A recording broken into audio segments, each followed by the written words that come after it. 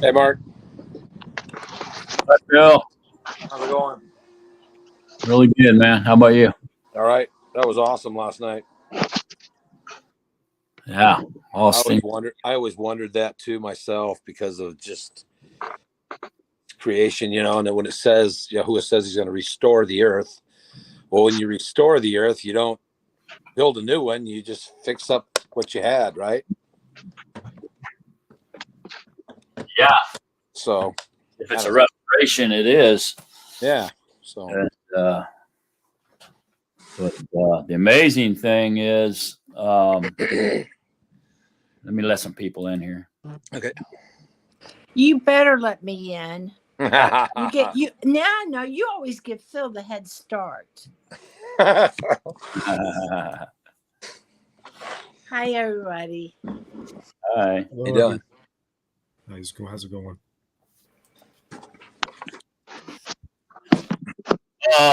Yeah, Phil. In Isaiah 66, starting in verse 22, he says, "For as the new Shemayim and the new earth that I make stand before me." So he goes from restoration, which I believe is in the millennium reign, to a new Shemayim and a new earth in the eternal reign. Right. Check that out. Isaiah 66, 22. Yeah, definitely. Page 477. Then he says, declares Yahuwah, so your seed and your name shall stand, and it shall be that from new moon to new moon and from Shabbat to Shabbat, all flesh shall come to worship before me, declares Yahuwah. All flesh. Isn't that amazing? 66, which one? 22. Okay. Starting at 22 and read it to the end. Oh, yeah, there it is, yeah. Hey, Mark. Yeah. You had so many references, and I couldn't catch them all. Did you happen to use the one where Yahusha said, "Not even a sparrow shall fall out of the sky"? Yeah, I like that.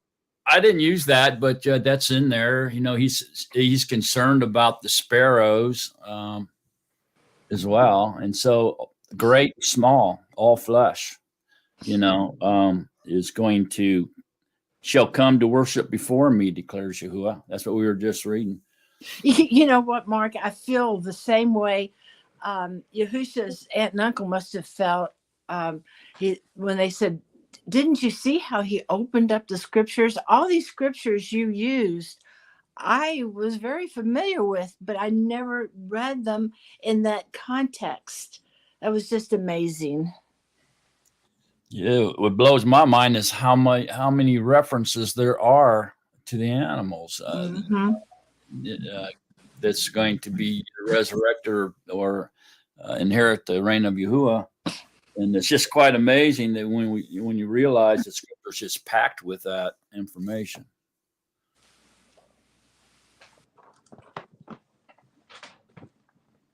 I guess the term "all flesh" is what really jumped out at me. Mm-hmm. So once we understand the term "all flesh," we begin to understand what Yahuwah's plan is with his creatures. I wonder if it probably would not include insects, but maybe it does. I don't know. It says it does. It says all creeping creatures. Oh, it does say creeping creatures. Okay. Yeah. Uh-huh.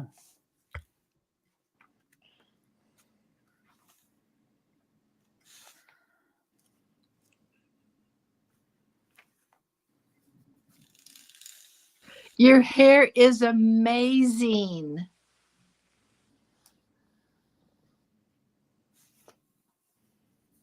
It's wet now. I just washed it. Maybe you need to keep the wet look. It looks good. Thank you. How are you guys doing? Shabbat shalom. Shabbat shalom. We're doing good. Oh, wait a minute. Stay there.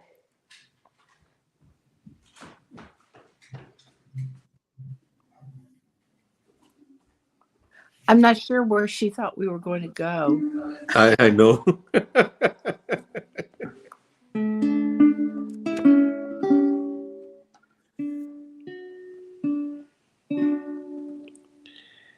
Baruch haba Bashem Yahuwah.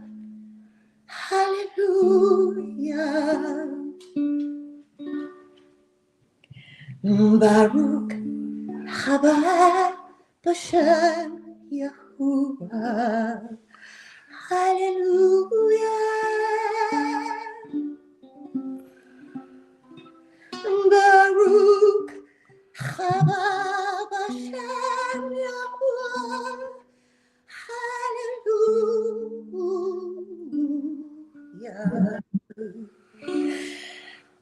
Baruch haba Bashem. Hallelujah.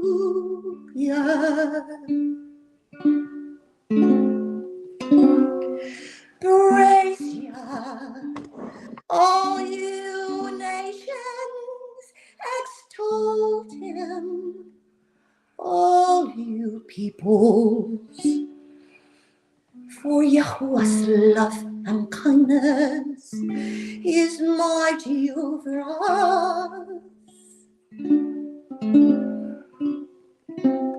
Praise Yah, all you nations, praise Him, all you peoples, for the truth of Yahuwah is everlasting.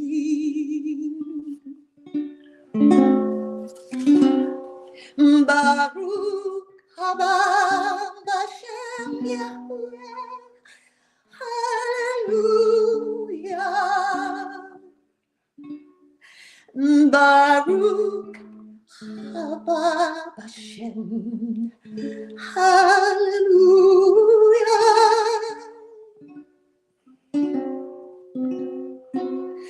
Baruch haba Bashem. Hallelujah.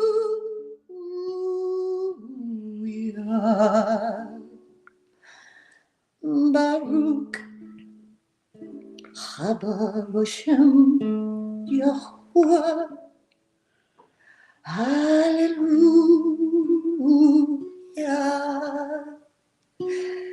Praise Yah. Praise Yah. Hallelujah. Praise Yah. Baruch haba B'Shem Yahuwah. Thank you so much. You'll have to do it again later when we're through. Okay. Praise Yah.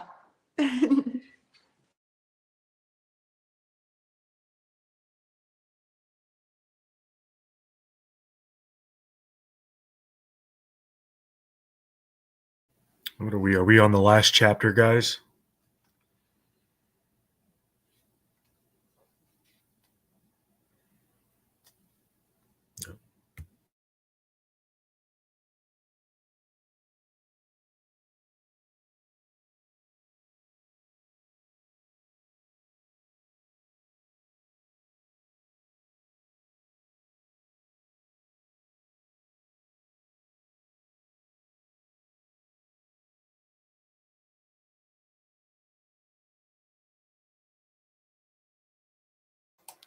Yeah, that verse is in Matthew 10:29, Phyllis,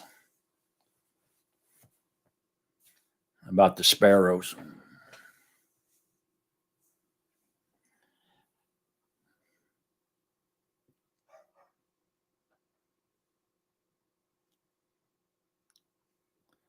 I know Phil was rooting for Casper last night, right?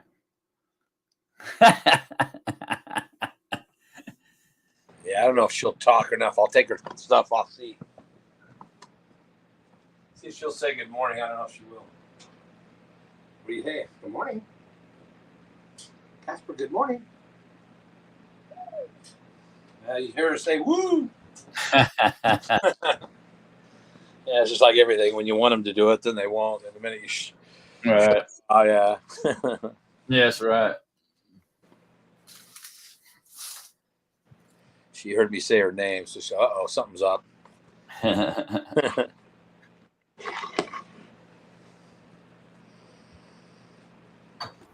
Today is a Dan day. So Mark, Lou might not see any questions you have if you after 2:00. So Yeah, I was just kind of wondering if Lou wouldn't mind coming and talking to us about his experience and longevity in the awakening since 2008, because I know he was in the thick of things at that period when the Great Awakening began, 2008, and what happened, and in the progression he has witnessed from 2008 up to today.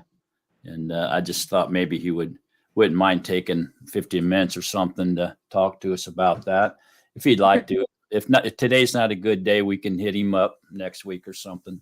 well, he might be. I'll go and ask him if he wants to do it now. Is that what you? Yeah. If he's got a spare 10 minutes or 15 minutes, I think we'd all be interested in that testimony. Okay. Thank you. Shabbat shalom, everybody. Hello, Sharon. Shalom. Where's Ike? He's right here. I keep trying to get him to show his face. And There he is. I saw him. Good. I talked to a young man yesterday named Randy at Wegmans, and he had one down to here. And I said, how long did it take you to grow that? And he said, a year. I go, okay. And then he was just telling me that they have a shampoo or something to wash it with or something. So I said, okay. And then I was able to hand him some pamphlets, and he was willing to read them. And I said, okay, good.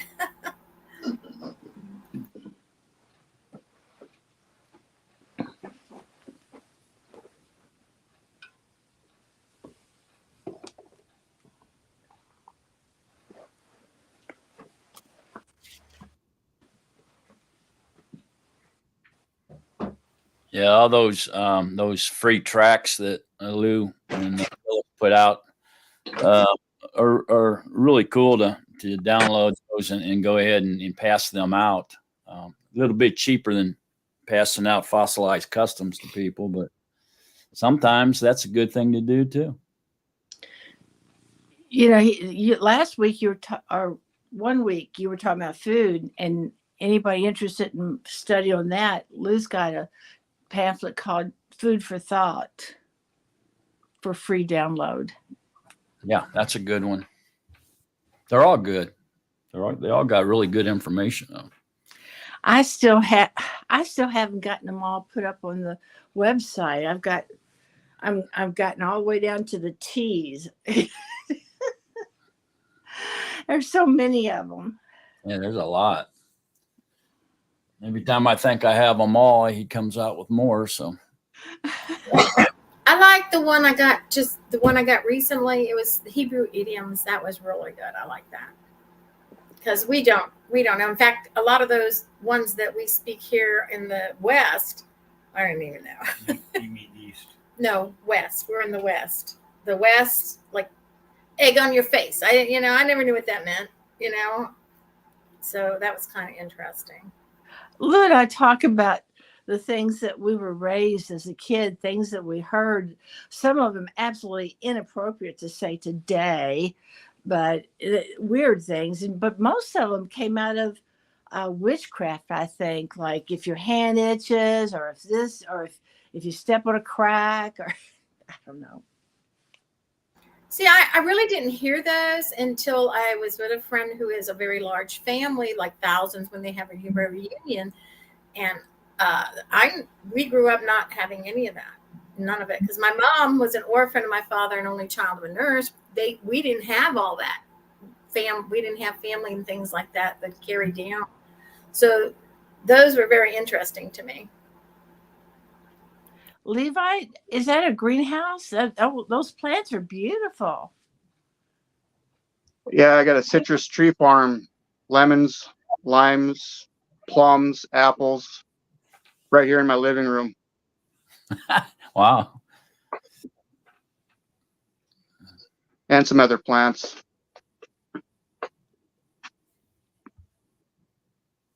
Marianne, I can't find my spoon. I think somebody took it off. You guys are safe. I hope Marianne has hers.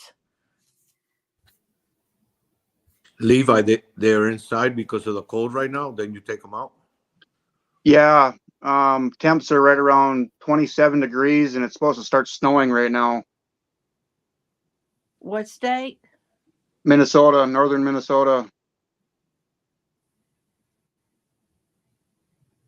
I got them last year, I guess, for something to do. I like lemons and limes, so I decided to try to see if I could raise them and keep them alive for years to come. And I was a little worried about this winter when cold weather come in, but nonetheless, a few of them dropped some leaves, but they're all alive and well. And I got one that's almost grown 24 inches in about a month and a half. So they're taking off. It's kind of education in time, learning as I go. I think anytime we deal with plants or animals, the more we interact with, the more we get to know that Yahuwah's creation. Mark's study last night was perfectly accurate and well needed. It had me smiled and on many different aspects of my life and my walk too. It rang in my ears. It was a good one. All esteem to Yahusha. Absolutely. Hallelujah. Isn't Yahusha mind blowing? It blows my mind. I can't even believe how many references there is in Scripture about animals and His creation and all flesh. I mean, I didn't even hit them all, man. There's a lot more, like Phyllis pointed out. It's just mind-boggling, and so many people, wonder if their pets, they're going to see their pet in the afterlife, right? You hear people saying that all the time, and it's like, read Scripture, and it's pretty clear. It's everywhere. It talks about it all over the place. Problem is false teachers. They start teaching everybody that animals don't have a soul, is what they say, and they don't have emotions, and they're just I guess a vessel made of dust that when they die they're just dead.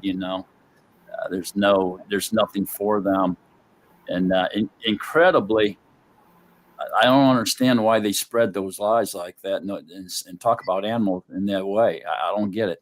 Go ahead, Raul. Most of those people have never had a pet. Yes, exactly. Because it's hard for you to be around animals and not love them. Yeah, if they don't love animals, they don't love humans. Probably don't love themselves. True.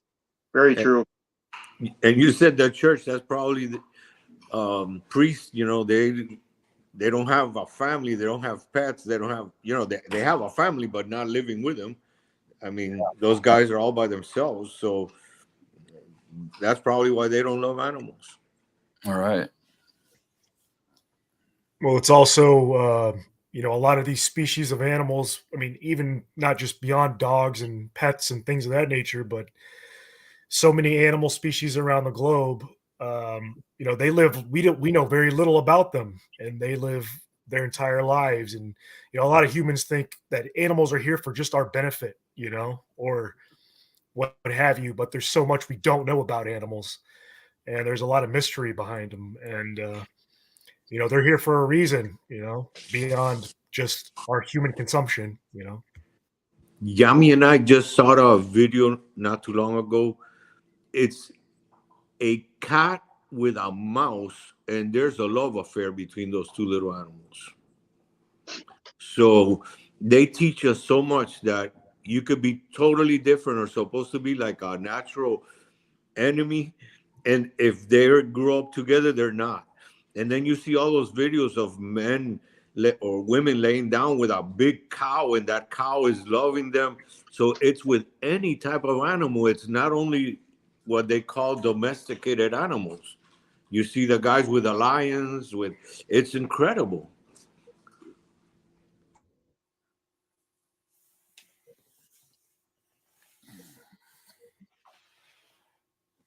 Yeah. and the intelligence you see, that's amazing too. The birds, like, I just watch them. They're just so intelligent. They're more aware than you realize.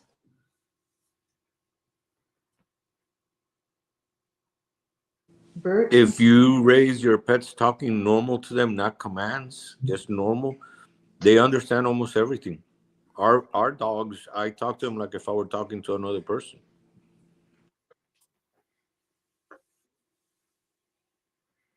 You know, I always have talked to animals like they're another person. When you said not just with commands, I thought, who would do that?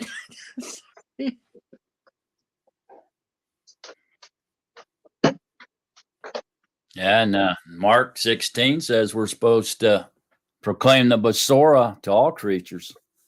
So I start talking about Yahusha to the animals and teaching them the Ten Commandments.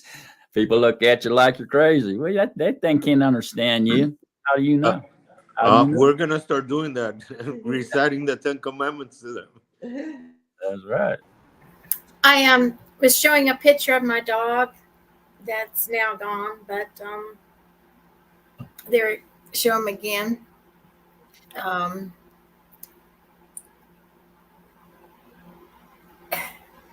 He's telling me something, and I used to read the word to him and sing to him, and yeah, he had y'all.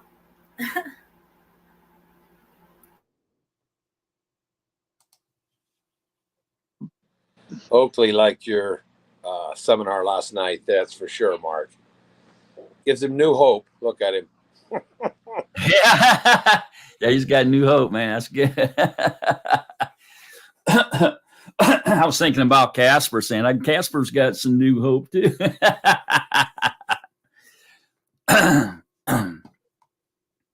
That's funny.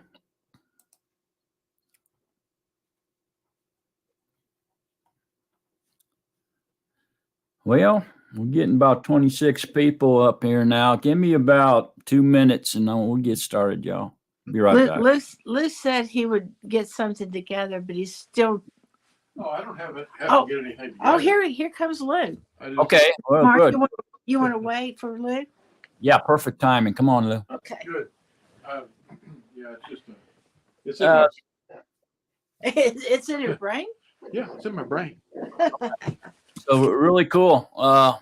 We're going to get a history lesson today from the Great Awakening starting in 2008 to up to today, and experience of Blue White. What is that? Well, we have the year 2008 or thereabouts.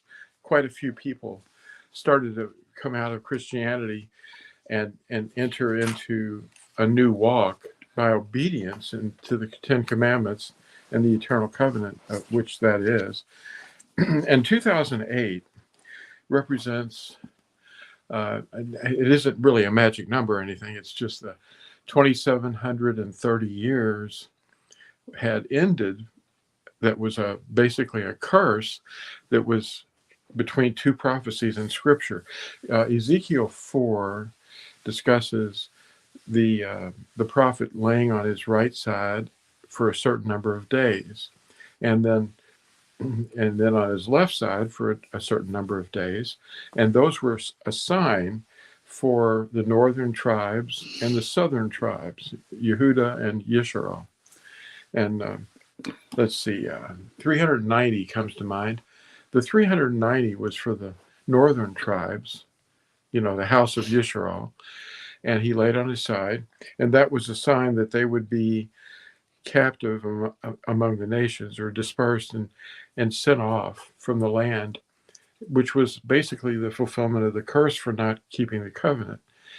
And they were doing some pretty strange things up there, a fake temple and all those sorts of things, and idolatry, and they didn't listen to the warning.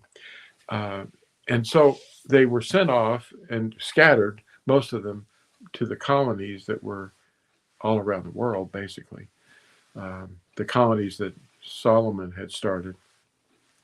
And we find ourselves now, well, let's back up a minute. 390 years, a day for a year, was the sentence, basically, the jail sentence for them to stay in the nations before they would be able to return to the covenant, basically, because they were ejected and the land. And so what happened then was they didn't repent after 390 years. That was from the time that Ezekiel or Yahweh had been told to do this. And so they were ejected. And 390 years later, they didn't repent, from their curse, basically. And so there's a prophecy in Leviticus or Uikra, chapter, it seems like it's 27, somewhere around there, if anybody knows exactly. Anyway, that multiplied the curse by sevenfold. So 390 times 7 was imposed upon them before they could, begin to wake up again. That's what we call it, the awakening. With these words come upon you in all the places where I have scattered you, then you will begin to walk in my word and obey my voice. And so after 390 years times 7, we find ourselves at 2008. And suddenly, the internet is in full swing, and people all around the world are starting to go, hey, what happened? Somebody stole something from us. And that would be the covenant, the 10 Commandments. They've been taught not to obey them. And so they started to turn and obey, just like the prophecy said. And now after 2008, we have this great awakening all around the world in preparation for Yahushua's return. And I think that's pretty significant. And in the year 2008 or so, we came out with the seventh edition of Fossilized Customs. And I came up with this logo. Actually, before that, we were saying Baruch haba b'shem Yahuwah, blessed is he who comes in the name of Yahuwah. And so we have this great restoration going on of the name. And then what happened then, the adversary moved the Pope to issue a bull, which is a papal edict that goes to all the bishops, commanding them to not ever refer to the Creator by his actual name in any form of the Tetragrammaton, the 4 letters, Yahuwah. Instead, they should use a traditional term that destroyed his name, like Lord or Kyrios or Dominus. And that's what his edict said, to do that, to avoid it in praise, in song, and in any teachings that were done in the Catholic circus. And this is basically a Roman Catholic bull. A bull is let's not be mean, is a teaching that is issued from the Pope as the authority of the head of the circus. And this is something that is just an absolute abomination. I find it to be the greatest crime that was ever committed, that translators have done to his word. And that is to remove his name. He told us his name 6,823 times. That's how many times they had to remove it and insert Dominus in the Latin Vulgate.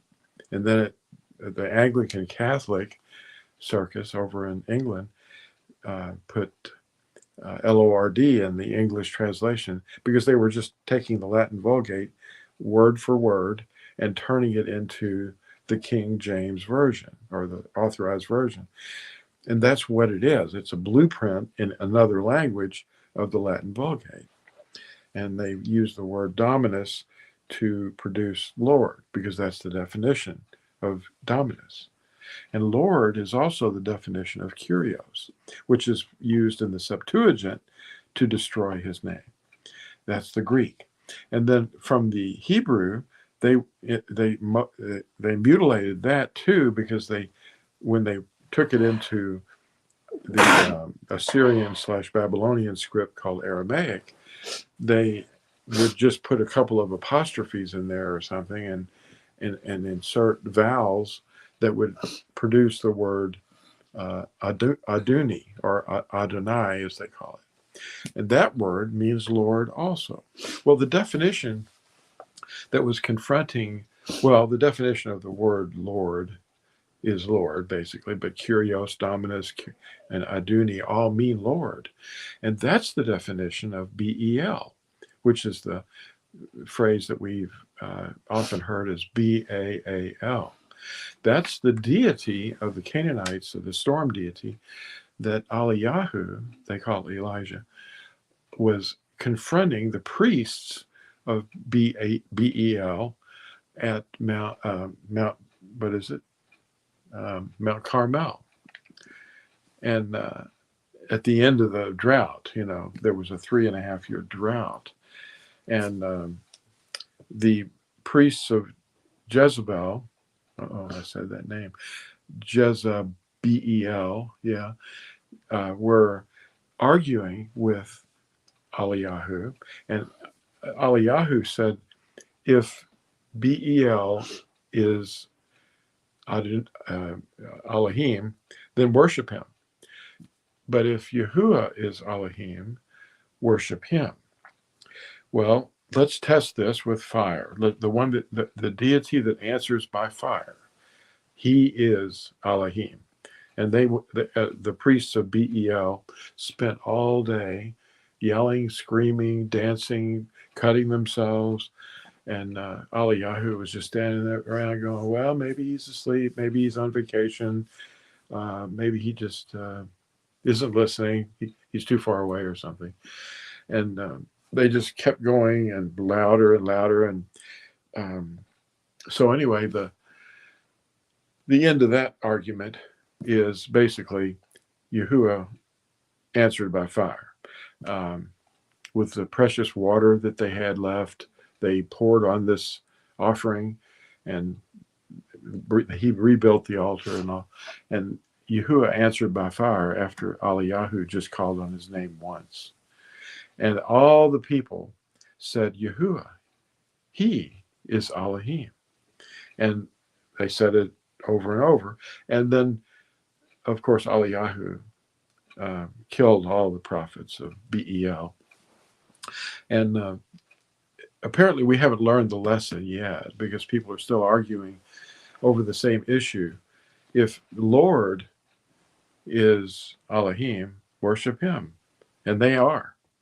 They are definitely worshiping Bel. Did something change in 2008? In 2008, yeah, the people are waking up to the Black Swan event as I described it, and knowing that his name was removed in the King James Version, especially, and they're going, what's this Lord doing in here? That's not his name. That's no one's name, but it's the definition of Bel. And so they're waking up to this, and I think that that's a worldwide thing. I mean, people are finding out. That's why the phrase Baruch haba b'shem Yahuwah is so significant, because he said, you will not see me again until you say this in Hebrew, because he wasn't speaking Greek or Korean or English. And I think that we're all saying it in Hebrew. And that's, of course, a quote from Psalm, what is that? Psalm 120. No, it's Psalm 22, I think. Baruch haba b'shem Yahuwah. 118:26. There you go. That's it.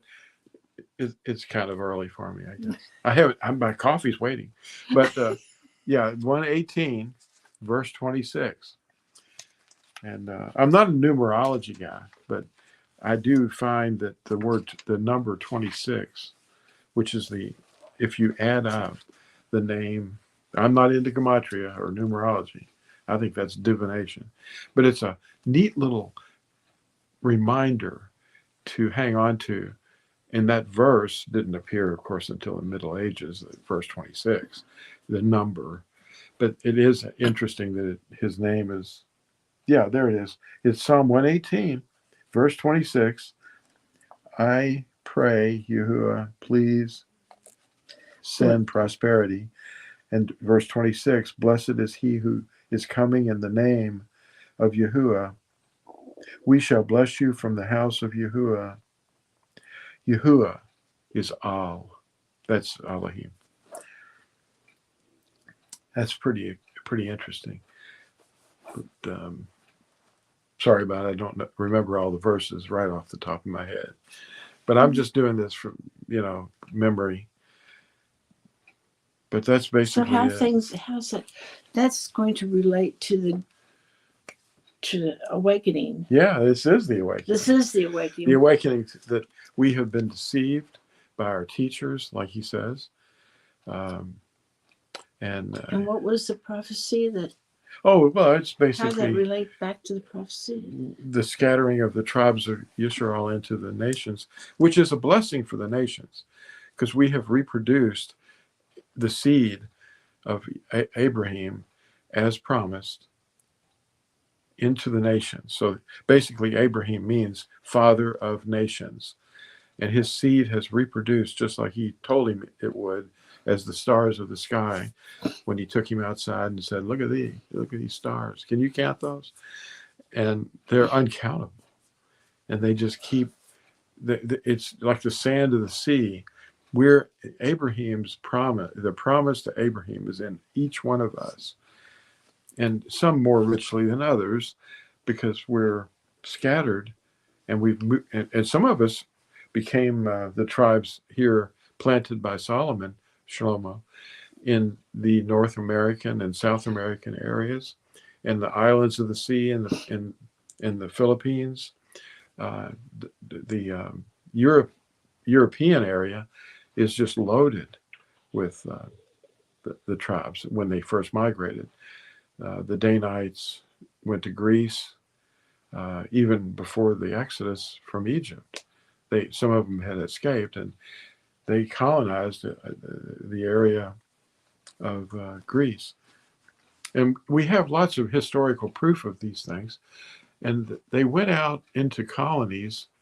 That's the northern tribes. And Dan was one of the northern tribes. And but anyway, it all relates back to Ezekiel, the prophecy in chapter 4, where he lays on his side for 390 days for the house of Israel. That's the northern tribes. And then if they didn't repent within the 390 years, then the prophecy in Leviticus would multiply that 390 by 7, producing the number 2,730 years. And that ended in 2008. Give or take. I mean, the year starts at the wrong time, of course, on the Roman calendar, but it's basically 2,730 years later. We're all starting to realize something's wrong, and there's a great awakening going on, and it's still going on.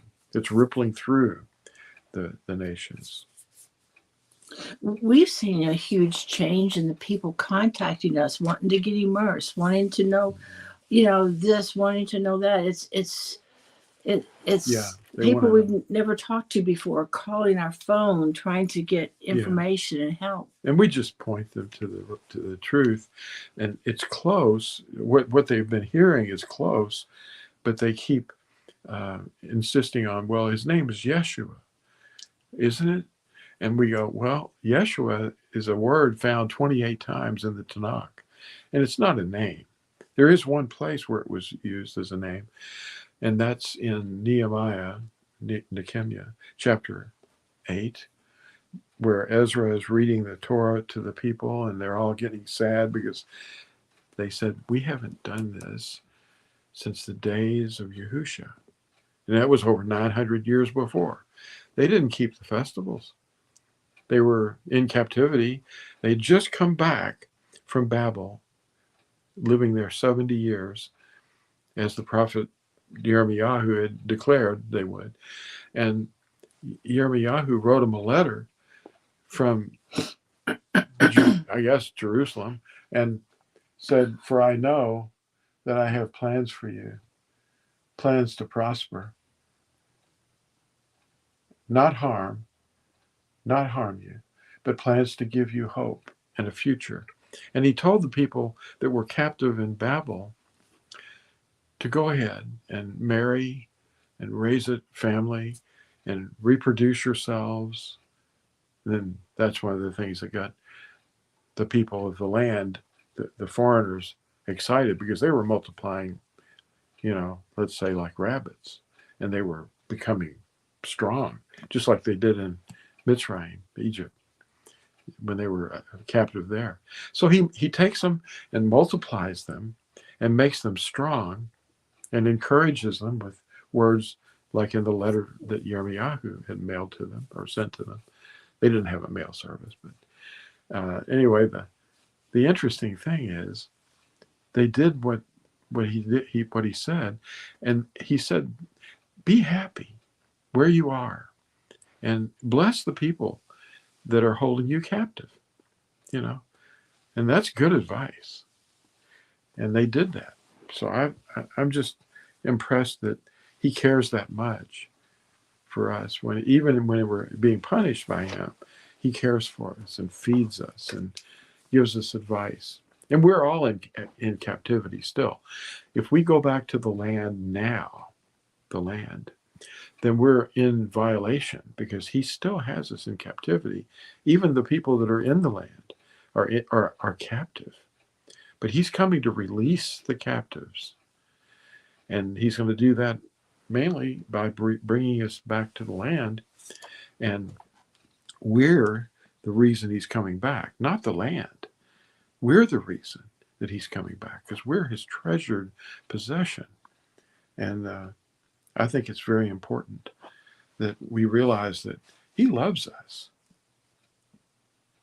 And we matter if we obey him. But if we don't obey him, then we're not returning to the covenant, and he's not calling us. We're rejecting this offer of a great blessing, and he will come back. But there's going to be some trigger points that are going to happen, and we don't really know what they are, but there's going to be something that's going to happen, that he's going to come crashing out of the heavens, and we're going to be seeing him coming. Every eye will see him, and every tongue will admit that Yahusha is Yahuwah. Well, Yahuwah is Yahusha HaMashiach. That's what it says in Philippians. And that's to the esteem of the Father. Yes. He gets the credit because that's who he is. I am he. But anyway, that's just what I remember this morning. Thank you.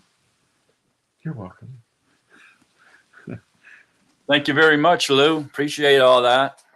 You're welcome. And I know you have experienced and you have witnessed a tremendous awakening starting in 2008 up to this point, and especially with how many people are actually saying Baruch haba b'shem Yahuwah around the internet is mind-blowing. I've found probably half a dozen, maybe to 10 songs that people are singing. It has the words Baruch haba b'shem in the song. And so it's really spreading. I think it's continuing to spread, and which means we're getting closer and closer and closer to the return of the King. Mm-hmm. It's almost like a beacon, isn't it? It seems like it is. Like it is a beacon, doesn't it? Mm-hmm. And it's just amazing to watch. I know I probably, I would say I joined the awakening around 2014, I think. And even at that date, there wasn't a whole lot of people on the internet talking about truth and the true name and saying Baruch haba b'shem Yahuwah. So since I got into it around 2014 to now, it's everywhere. I mean, it's growing like weeds out of control. Mm-hmm. Yeah. Yeah. It's amazing what he's doing, you know. Yes, it is. Yes, it is. Very powerful stuff, Lou. Appreciate you, man. Thank you. It's not me. It's nothing to do with me. I'm just a filthy human being. But when he comes into a person, he changes the person and molds his mouth to say what he wants him to say. And all this stuff was just put in front of me. You know, I just basically just, you know, repeated it. It's not me. It's his voice, his words in translation. And we're trying to get people to wake up. And a lot of people are repeating it, and it's going forward. It isn't the one that does it first that matters.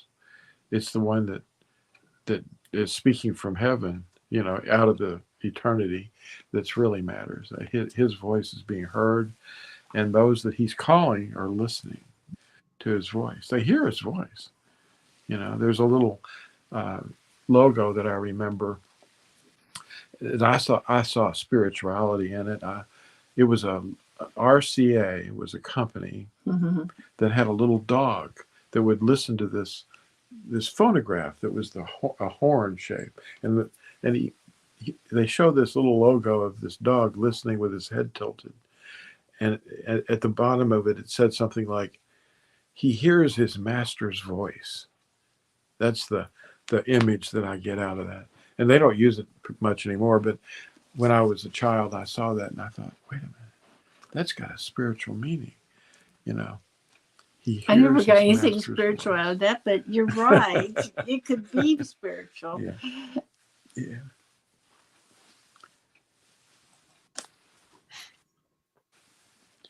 Yep. Well, thank you for that, Lou. And I just want you to know that we all love you and appreciate you, and all esteem to Yahusha. Yes. You're a wonderful vessel, and I can see why he chose you. Well, it's pretty apparent. You did a wonderful job explaining this, better than I did just now. When you were reading from one of my books, I think I had put it in. Reading from one of your books. It was one of my books you were reading, and I had it all laid out. Yeah, there it is. Here's that dog. Oh, wow. What does it say?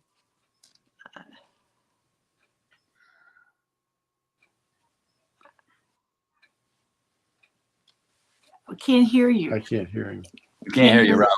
His master's voice. It says underneath, his master's voice. His master's voice. Yes. They shortened it. Yeah. Okay. No, but you get the idea. You know.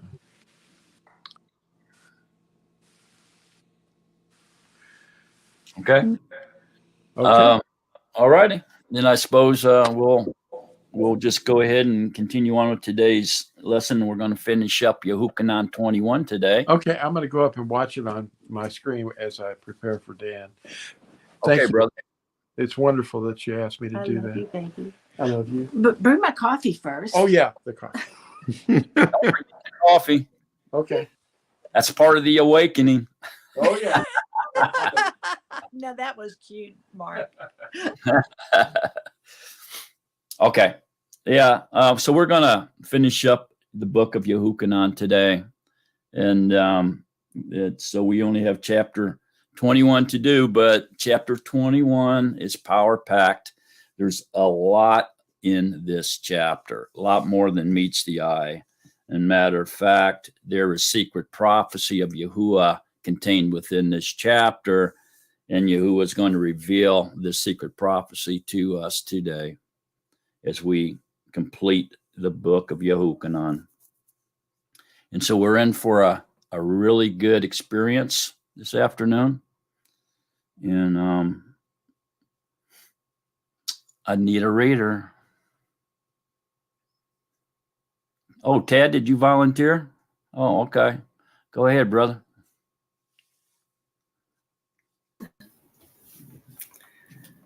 After this, Yahusha manifested himself again to the pupils at the Sea of Kinnereth, and he manifested this way. Shimon Kepha, and Toma called the twin, and Nathanael of Cana and Galil, the sons of Zabdi, and 2 others of his Talmudim were together. Okay, hang on. Okay, what is this Sea of Kinnereth? Anybody know what that is and where that is?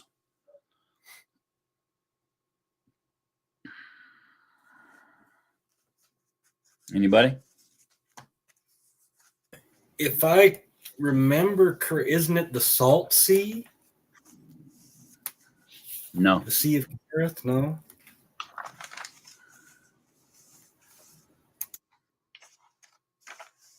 Okay, so the Sea of Kinnereth is the same thing as Tiberias, the Sea of Tiberias, or the Sea of Galilee. It's all the same thing. It just the reason they call it the Sea of Tiberias or the Sea of Kinnereth or the Sea of Galilee, it just depends on what city around that sea you're living in. Okay, so people that lived in the little town, the little village of Kinnereth, would call it the Sea of Kinnereth. It was all the Sea of Galilee. Everybody understand that? So don't get confused on that. They call it different names depending on where you're living at around on the sea coast there. Same as the Sea of Galilee, same thing. And so what's manifested mean?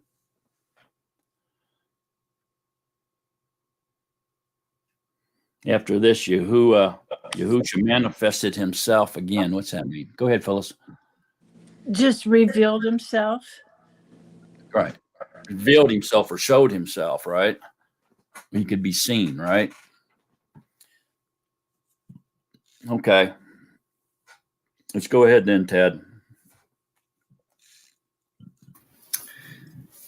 Shimon Kepha said to them, I am going to fish. They said to him, we are also coming with you. They went out and immediately entered into the boat. And that night they caught none at all. Okay, stop. Okay, so somebody give us the spiritual application or spiritual insight to this verse. Peter and the rest of them went fishing that night, and they went out and they immediately entered the boat, and that night they caught nothing.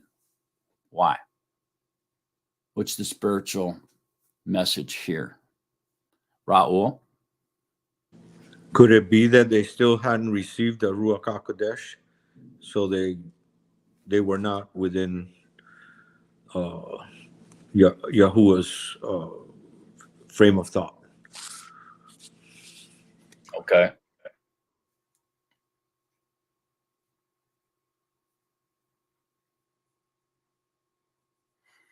Remember when Yahusha told them that he would make them fishers of men?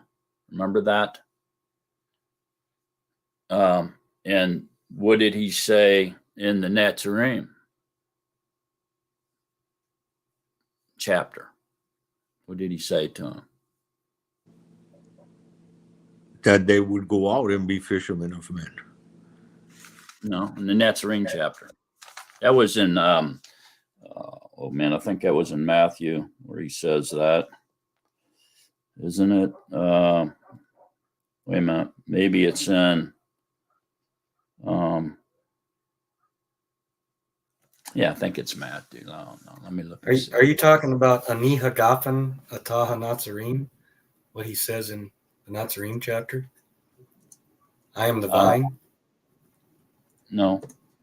Be in verse 5. Ted, can you read that?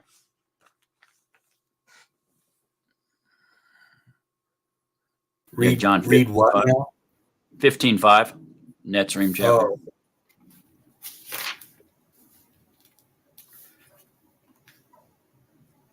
Yeah, it says, I am the vine, you are the Natsarim. He who remains in me and I in him, he bears much fruit. Because without me, you are able to do nothing. Okay, so there it is. So what are these guys doing out there fishing for fish? But actually what they really do is they're continuing on fishing for men without him. So they're catching nothing. Mm. Are we seeing the connection? It's like they totally forgot everything. And they just said, oh, okay, well, that was fun. Let's go back to what we were doing. That's right. And now they're without him, so they can do nothing. All right. They're not catching any fish. They're not collecting any fruit. And in that case, they're in big trouble, are they not? That's in Matthew, by the way, 4:19. If you want to go there. So Matthew 4:9. There's so much spiritual stuff in this chapter. It's hard to remember it all, but we're going to get through this. This is very important. So Matthew 4:19, I believe, says, and he said to them, follow me, and I shall make you fishers of men.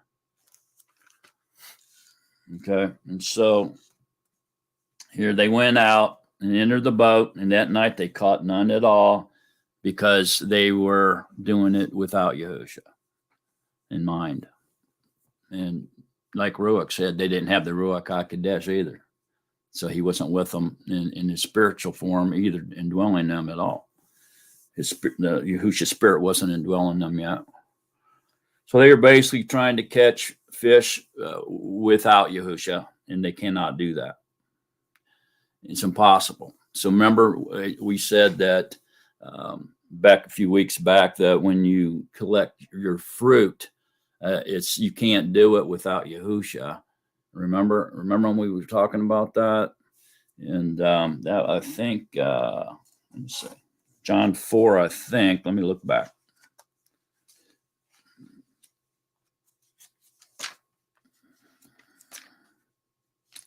So that'd be John 4, like 38. Yeah. So John 4:38 says, I sent you to reap that for which you have not labored. Others have labored, and you have entered into their labors. And so we were discussing this, and we said that Yahuwah does it all. He's the one that allows us to reap fruit, and so that we can have fruit when we show up at the wedding feast, and we can be accepted by him and let in. So he gives us the fruit. Otherwise, we'll be unworthy servants and cast out. Remember all that conversation we had a few weeks back? So here, the spiritual insight to this is you can do nothing without Yahuwah. You have to have Yahusha in order to gather this fruit or catch these fish, which is symbolic of men.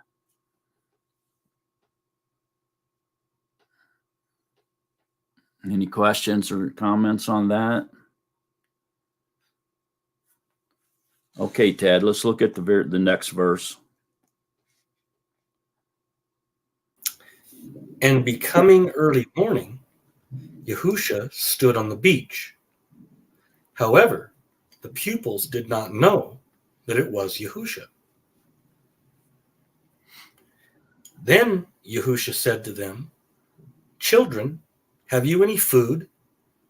They answered him, No. And he said to them, Throw the net on the right side of the boat, and you shall find. So they threw, and they were no longer able to draw it in because of the large number of fish. Okay, stop.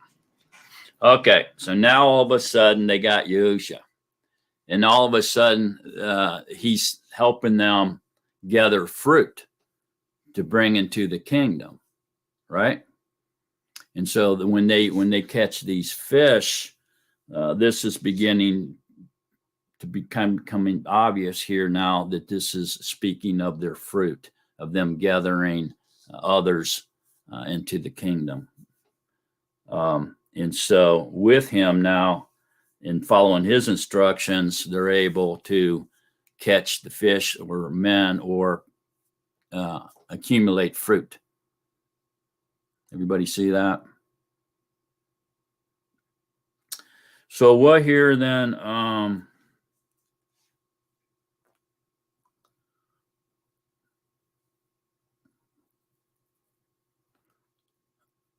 This, and they were no longer able.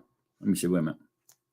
Okay, up here. Then Yahusha said to them, "Children, have you any food?" And they answered, "No." Why did he call them children? Can you imagine that? They didn't even know who this guy was.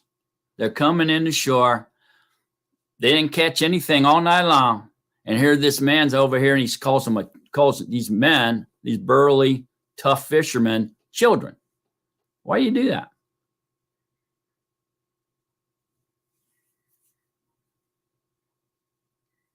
Anybody? Children, have you any food? Oh, we didn't catch a thing. Does it have some? Sharon? First of all, children have to be taught how to catch something, and he was basically showing them that there's still children in there and need to be taught how to catch fish. These are professional fishermen. Does this have some? Go ahead, Joshua. Does this have something to do with, the verse where he says that in order to get into heaven, you have to be as children, or in order to see the kingdom, you have to be as children? Is there something connection there? I don't know. Could be. Go ahead, Raul. Could he be letting them know that they're still babes in the process of becoming followers of the way, that they're still children of, they haven't, I guess, graduated? That could be. They haven't matured yet. Go ahead, Phyllis. I think he was just giving them a term of endearment, of affection, because these are his children. He's been teaching them.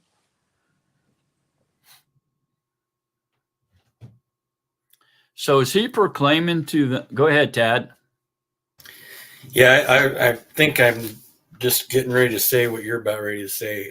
He's telling them who he is right here by calling them children. I mean, because he is the Father, and so yeah, by calling them children, he's really letting them know, hey, look, it's me standing right here. And if we read just a little bit farther down, I think we'll find that out. Yeah. So what he's doing here by calling them children is he is proclaiming or designating himself as their father.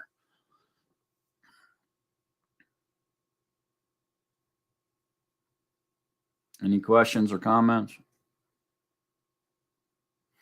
Okay. So here we are then.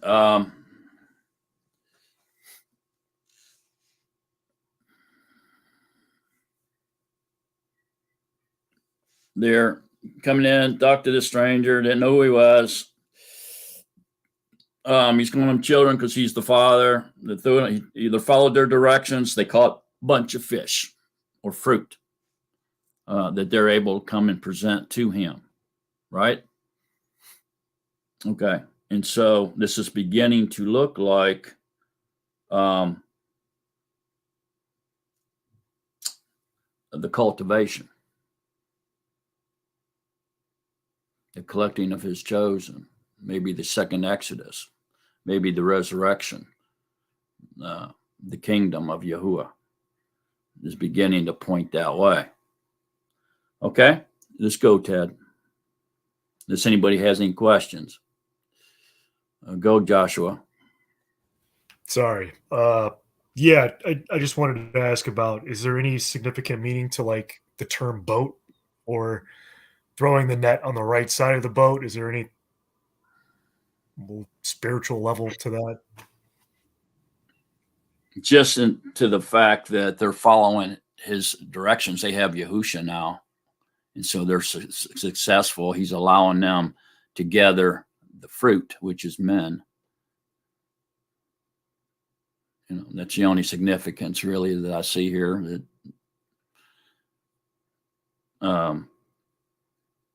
I don't see where the boat would represent the ark or the kingdom of Yahuwah, but it could be Joshua. It could be.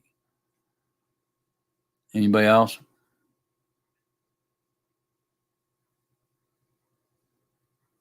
Does everybody understand that the ark, Noah's ark, represents the kingdom of heaven? Do we all get that? Okay. If there's no other questions, then let's read on, Ted. So starting in the middle of 5 again. So they threw, and they were no longer able to draw it in because of the large number of fish. That pupil whom Yahusha loved then said to Kepha, "It is the master." Then Shimon Kepha, hearing that it was the master, put on his outer garment, for he was stripped, and plunged into the sea. And the other pupils came in the little boat, for they were not far from land, but about 200 cubits, dragging the net with fish. Okay, stop. All right, now we're getting into some big stuff here now. The pupil whom Yahusha loved then said to Peter, "Is the master." Who's that? Who is the pupil whom Yahusha loved? Phyllis?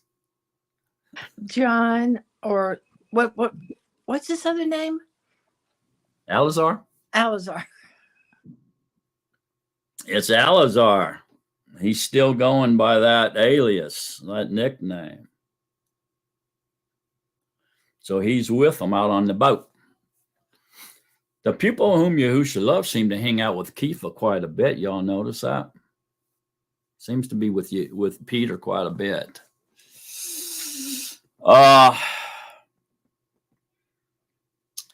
So here now was a master. Peter put on his outer garment, for he was stripped, and plunged into the sea. And the other pupils came in the little boat, for they were not far from land, about 200 cubits, dragging the net with fish. So now it's loaded with fish, right? So there they come, dragging this net full of fish into the master, which is doing what? What's Yahusha doing at this particular point? When they saw him, what was he doing?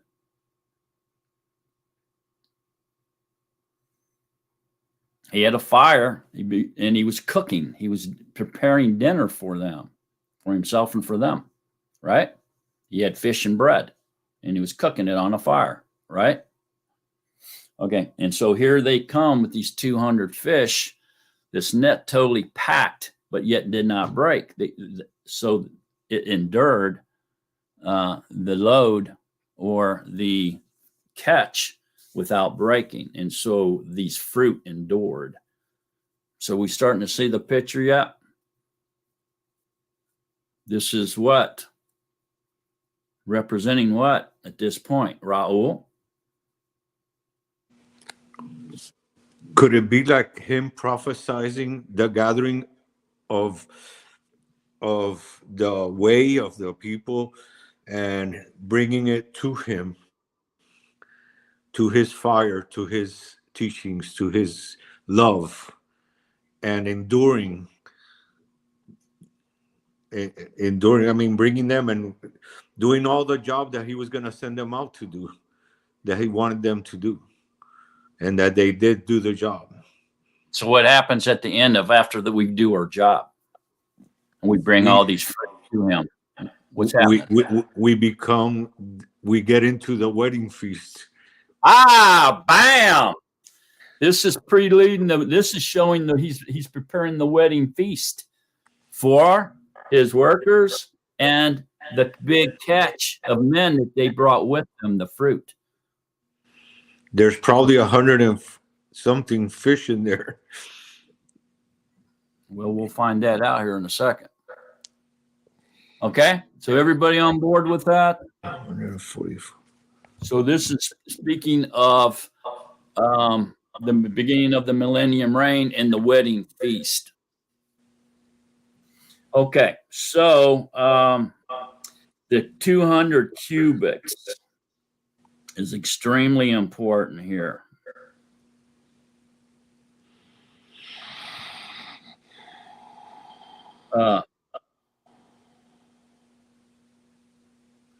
Let me see. Go ahead and read that next verse, Tad, and then we'll get into this.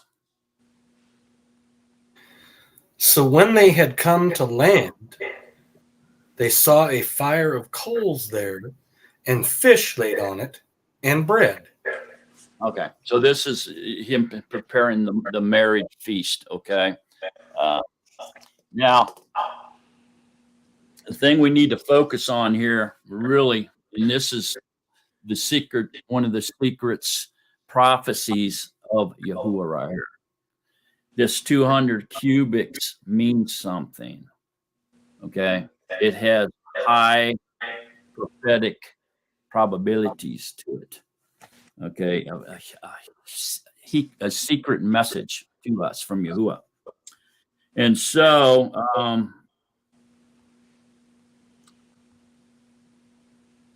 this has taken place after Yahusha's resurrection. Okay, and on this night, 7 of his followers went fishing. They didn't catch anything, but in the morning, while they were still out on this small boat, they heard this voice from shore. They called out to them, "Throw your net on the right side of the boat and you'll catch some." So they did, and their net miraculously became full of fish. And that's when Eleazar said to Peter, "It's the master." So Peter jumps out of the boat into the water and headed to shore, and the rest hurried inland, staying in the little boat. The net was packed full to the brim with fish.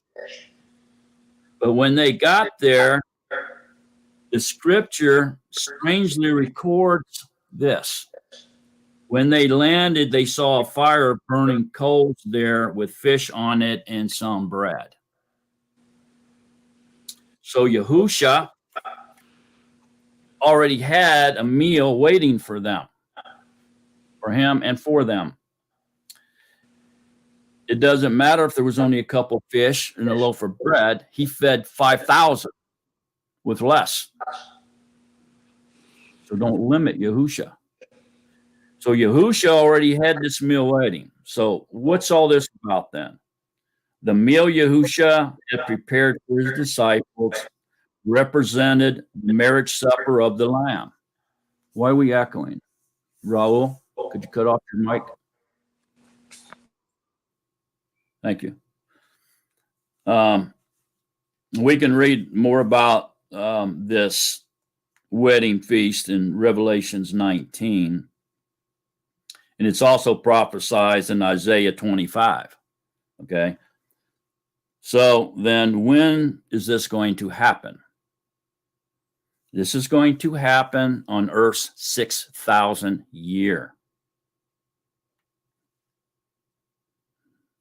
At the end of the time allocated to man to rule over himself, 6,000th year. Okay. And right after Yahuwah's return.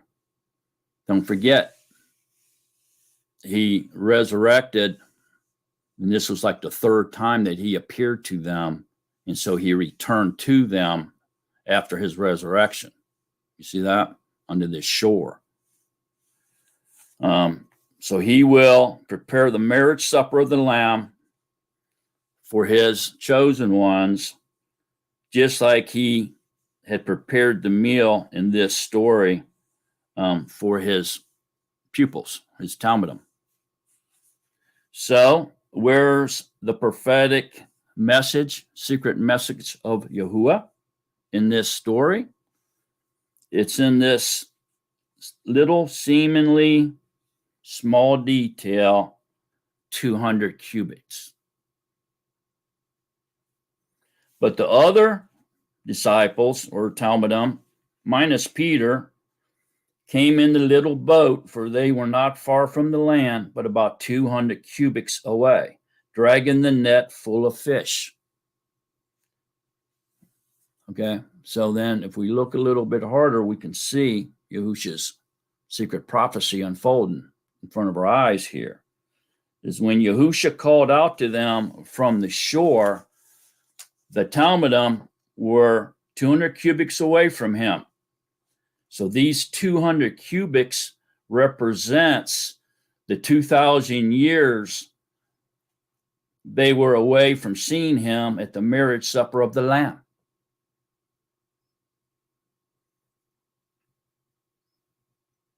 Why? Because he died in year 4,000 on the fourth day.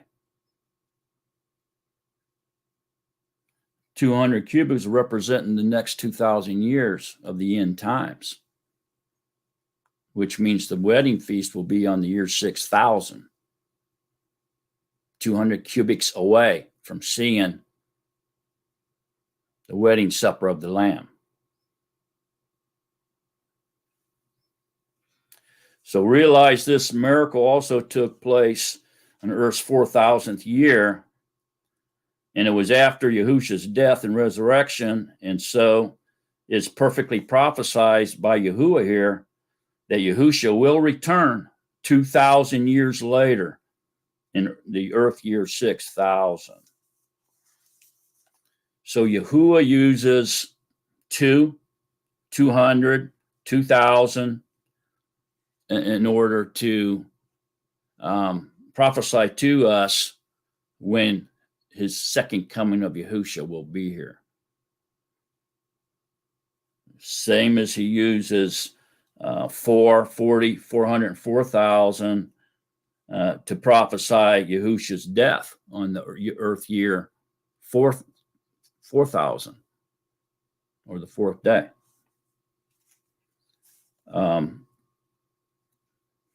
So this 2 days, or 200 cubits, or 2,000 years between the first coming and the second coming is prophesied all through scriptures, not just here. Is everybody with me so far on this? Okay, now let's get another look at a few other places that talk about this. One would be in Hosea. So let's go to Hosea.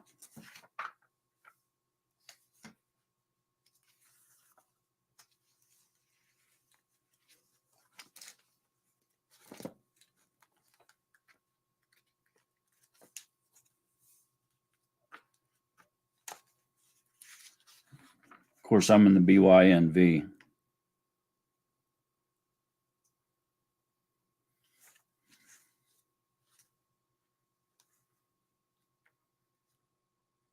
So look at 593. Page 593, Hosea. 594, actually. Or 595, I mean. Starting in Hosea 6, it says,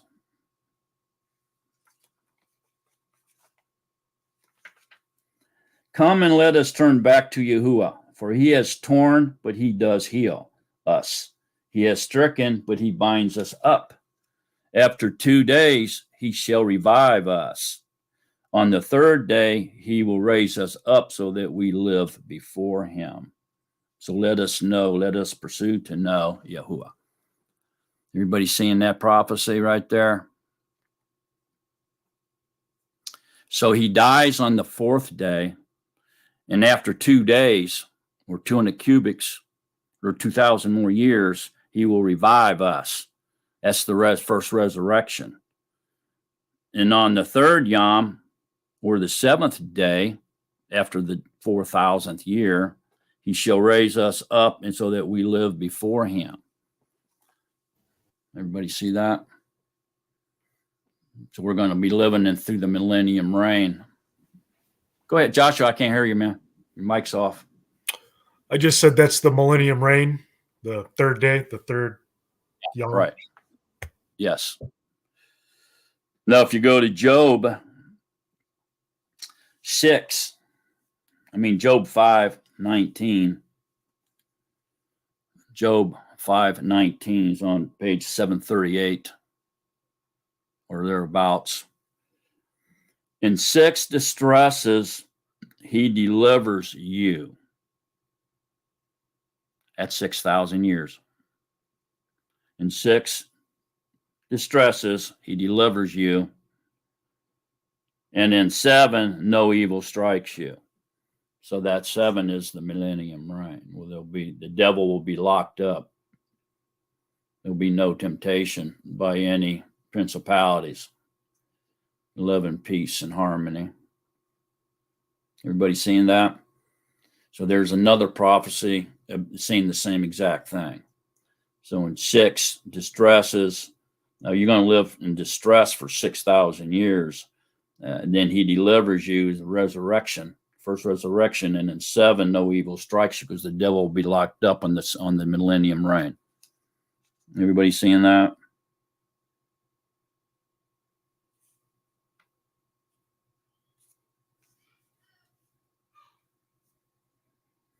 Any questions so far? And then we can look at the parable in Luke. We go to Luke. We can see the parable of the Good Samaritan. That would be in Luke 10. So Luke 10, 30 through 35.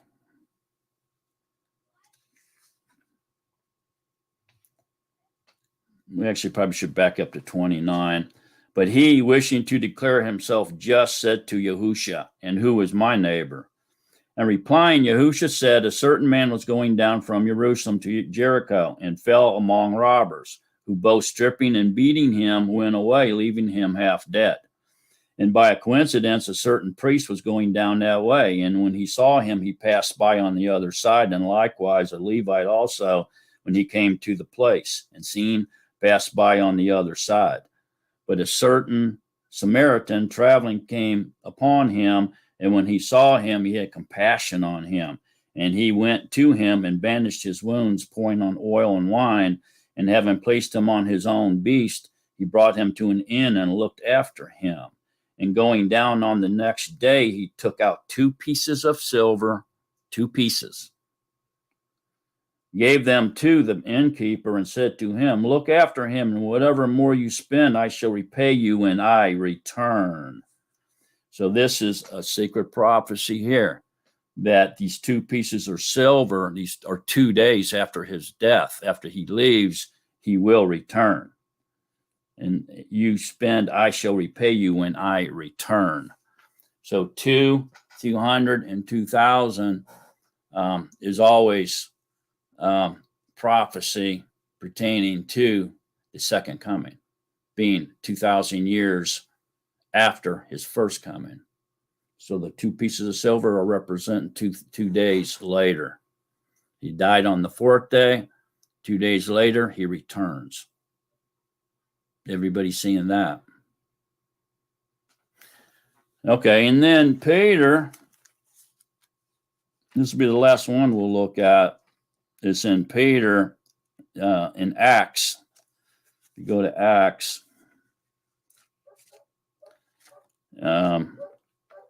Chapter 2. In Acts chapter 2, 17,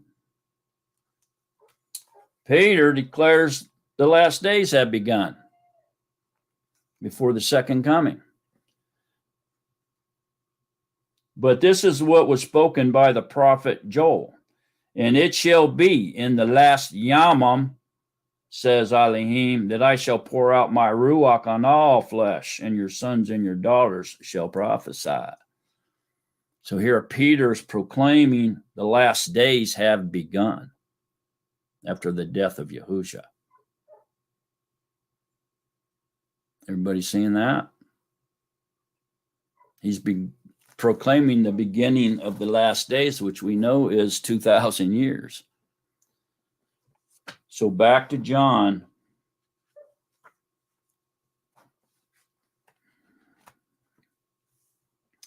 And the other peoples came in the little boat, for they were not far from land, but about 200 cubits, dragging the net with fish.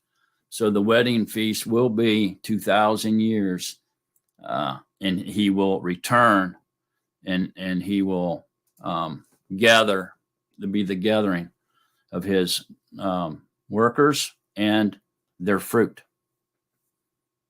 Everybody seen the connection to all that? So anytime you see 2 and 20, but not so much, and 200 and 2,000, this all represents when Yahushua will be back, which is 2 days after his death, or 2,000 years after his death.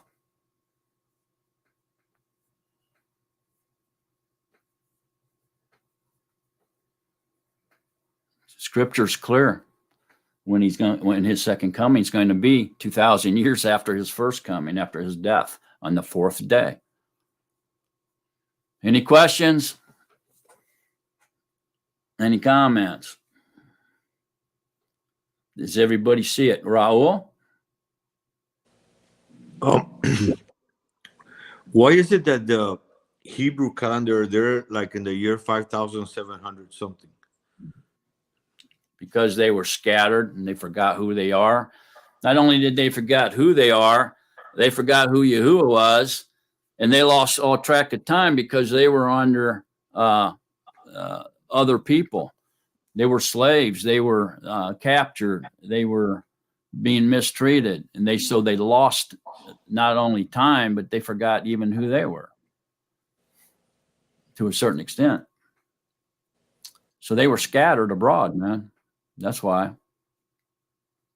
They don't even know where the temple was. They have no idea where it was built.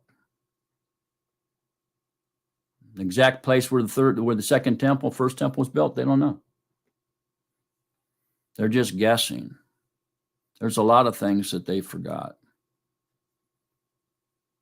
So they lost track of time. They quit tracking it right. They picked it up where they thought they left off, but they're wrong.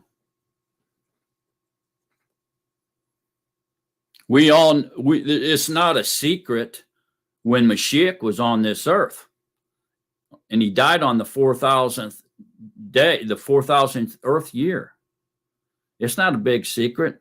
There's discrepancy between maybe 28 to 32 years in some people's minds, but nevertheless, they know when he walked the earth. Problem is, they don't believe in him. So they're not going to calculate their calendar according to when he was here and died. Number one, they don't even believe in him. So they're just lost. They're confused because they don't have Yahusha. But it's no secret when he walked the earth, year 4,000. It means in 2,000 years, this year 6,000, he will return. Will he be his second coming? Go ahead, Joshua. I mean, I don't know what value this has, what I'm about to say, but I follow a lot of Hasidic Jews on YouTube and things of that nature, and a lot of these guys are releasing short videos of the Messiah is here. It's about he's about ready to be announced. The third temple's being built, this and that and the other. So they're preparing themselves for the anti-Messiah, and they're letting it be known right now. So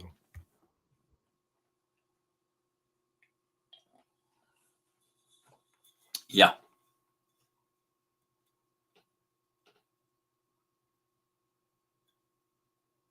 So what's all that add up to as far as our date goes? If he died on year 4,000 and he's coming back in 2,000 years, what date's that? As far as we're concerned on the calendar we go by, the Roman calendar. Go ahead, Raul. Around 2028 to 2032. That's right. Ted? Same thing. Yeah. So that's the math given to us in Scripture. And if you can find any other math than that, please reveal it, because I can't find any other math. That means all those people that prophesied the return of Yahusha beforehand were totally out of their minds, because they weren't using the math given to us in Scriptures. So they were just false prophets trying to make money. Did you know that most of those guys that told their congregations that Yahusha was coming back in 1958 or 1972, whatever it was, or the year 2000, do you know a lot of the people in those congregations gave their preachers everything they owned because they thought they were going to be raptured away? Or Yahusha was going to come back and it was going to be the end of the world? What do you think those false prophets were after?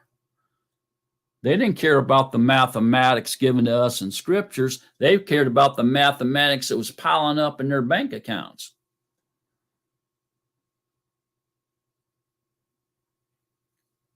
There's no other math, folks. No other math.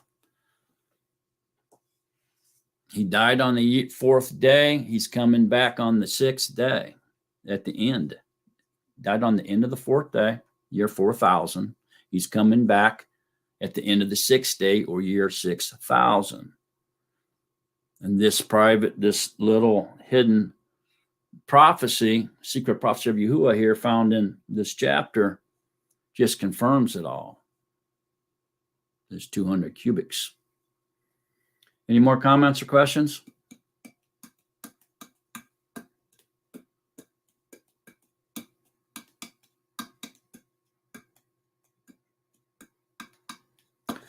Okay. Then let's go ahead and continue on, Ted.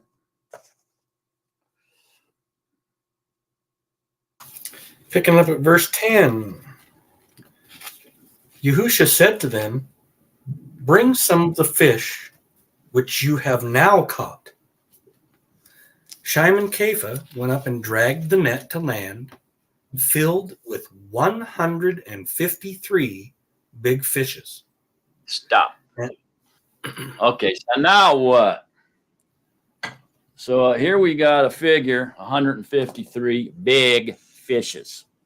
Okay, so obviously, if 200 cubics means something, this 153 big fishes must mean something, right? And Yahusha, prior to that, just says, "Bring some of the fish which you have now caught." Fishers of men. Okay, so Simon went and dragged the net to land, and it was filled with 153 big fishes. Anybody got any idea what that means?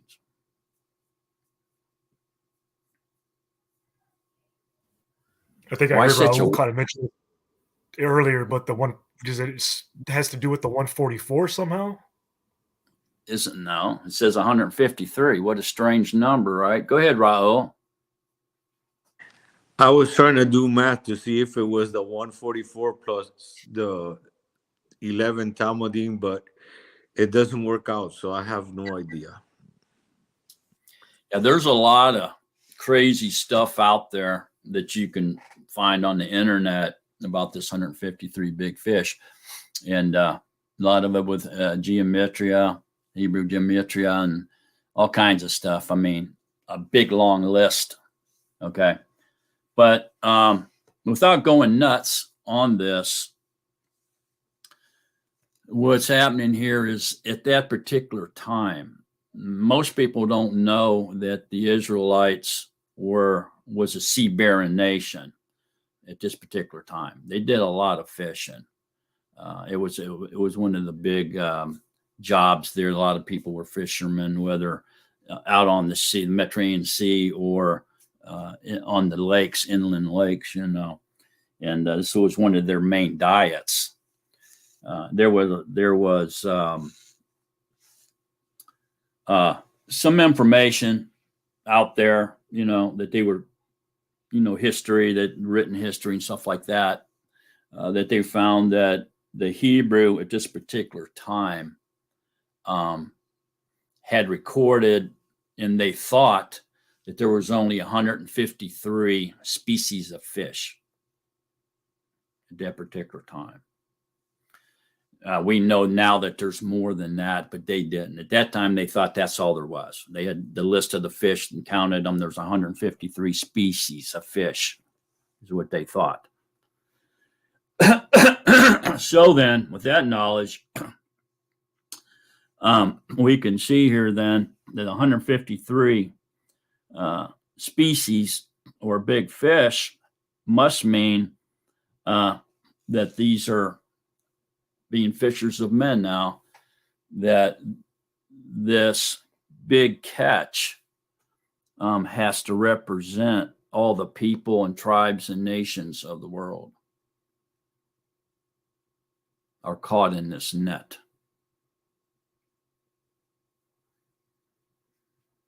Everybody seeing that? Okay. And 153 out of every nation, and can be delivered because Ephraim is sowed into the nations. And the Basora is going to all the nations. A great throng will come out of this net of all the nations. And we find that commission in Matthew 28. So look at Matthew 28.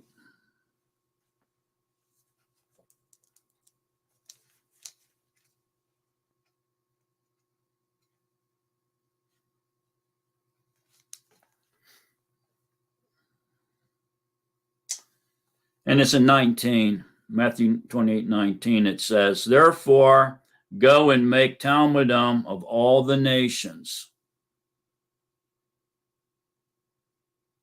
immersing them in the name of the Father and of the Son and of the Ruach HaKodesh.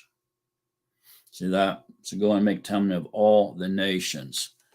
I just want to point out here real briefly, don't want to really get on a tangent with it, but when you go out and make Talmud of all the nation, immersing them in the name of the Father, Son, and the Ruach,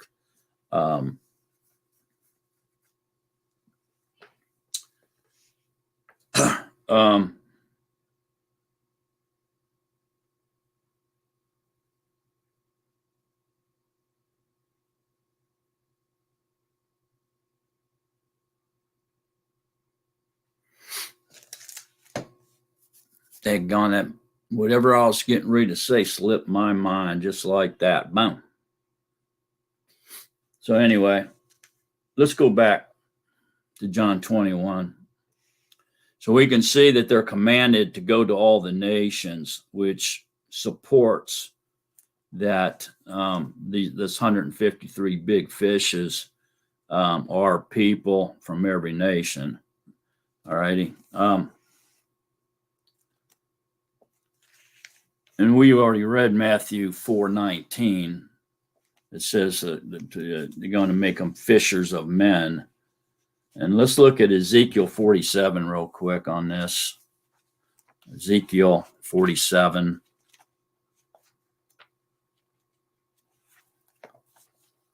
Um, 9 and 10. And it shall be that every swarming creature, wherever the stream goes, shall live. And there shall be very many fish, for these mayhem shall go there, and they are healed. And wherever the stream flows, all shall live. And it shall be that fishermen stand along it from En Geda to En Egladium, being places for spreading their nets. Their fish is to be of the same kind as the fish of the great sea. Very many. Okay. Joshua, go. I was just going to say that, if you were to Google how many nations are on Earth right now, it says 195. So that's not far off from 153. when this was, you got to figure when this was written, nations have come and gone and divided and things of that nature. So just saying it's within that ballpark area. So what's big? Why is that word big in there? 153 big fishes. What's that mean? Anybody? So this would mean a lot of fish from every species, right? Big fish, that means a quantity. See what I'm saying? So this word big would mean a high quantity of fish out of every species or every nation. At this particular time, as this was written, this is what they had listed and believed, and it's recorded that there was 153 species of fish on the planet. It's what they believe. Everybody seeing the connections? Or any questions or comments on this?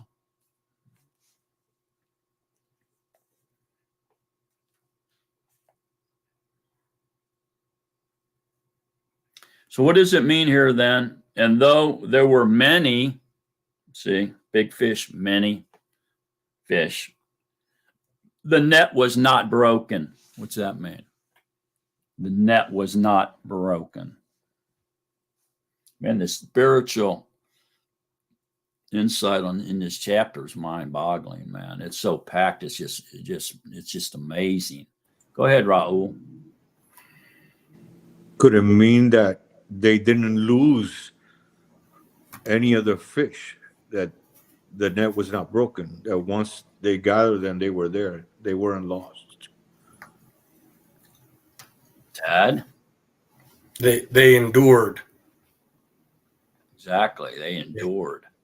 So where do we get the understanding that our fruit must endure, or it doesn't count? If this net broke and a big hole came in that net and all them fish fell out, or half of them fish fell out, would they be able to count them as a catch? No, it would be lost to them, right? And so they would endure loss. They would experience loss. So where is it given to us that our fruit or our fish that we caught, which are men, must endure? Where does it tell us that?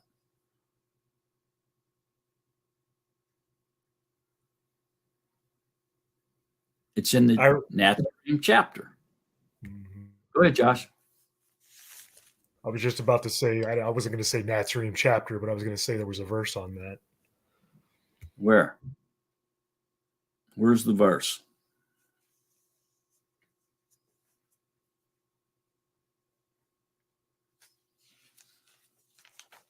Which verse is it?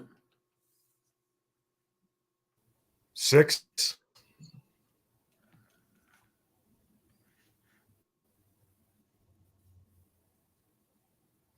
Huh?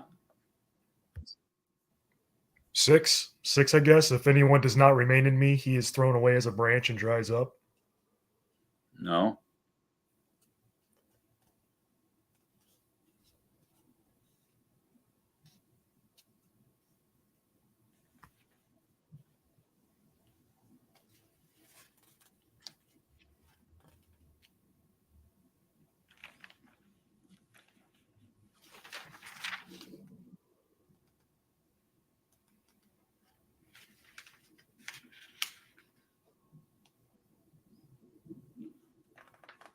Okay. Anybody? Well, you read down to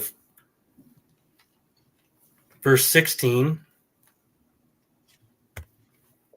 in chapter 15. You did not choose me, but I chose you and appointed you that you should go and bear fruit, and that your fruit should endure, so that whatever you ask the Father in my name, he might give you. There you go. There it is. You should go and bear fruit in it. Your fruit should endure. It has to endure. It doesn't count. You don't get credit for that, bringing that person to the wedding feast, because you lost them. They fell out of your net. Everybody seeing that?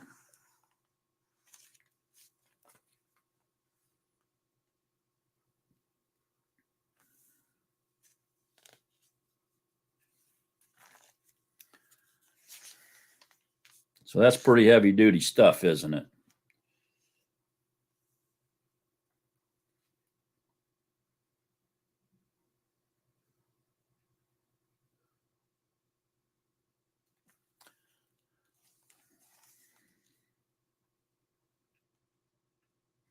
Everybody understanding that you must bring somebody with you to the wedding feast.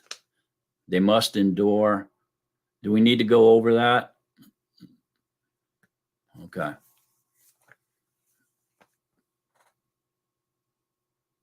Any questions or comments at this point? You all right, Phyllis? You all right? Okay. So the net was not broken, meaning that their fruit has endured. They have not lost anybody. Their fruit endured. Okay, let's go, Ted. So although the net was many, or although there were many, the net was not broken. Yahusha said to them, "Come, have breakfast."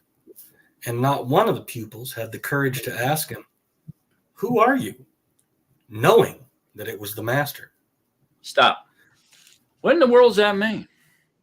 You mean to tell me they still can't recognize him? Does he look like somebody else? What's going on here?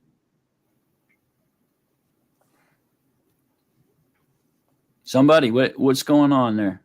Yeah, obviously he's shape-shifted. He doesn't look like who they expected, but they know because of his works, because of what he's doing, who it is. Did he ever do that before? Tell them to throw the net on the other side of the boat and catch fish? Yeah, when he told them, "Come on, I'm going to make you fishers of men." Mm-hmm. So it wasn't something they hadn't seen before. They were very familiar with that miracle.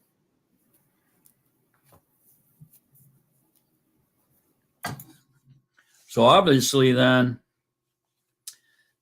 he must not have looked like they were used to him looking, because they knew it was him, but they were scared to say, "Who are you?" So he must have shape-shifted here at this point. He's looking like somebody else. Is everybody agreeing with that? They know it was the master because of his works.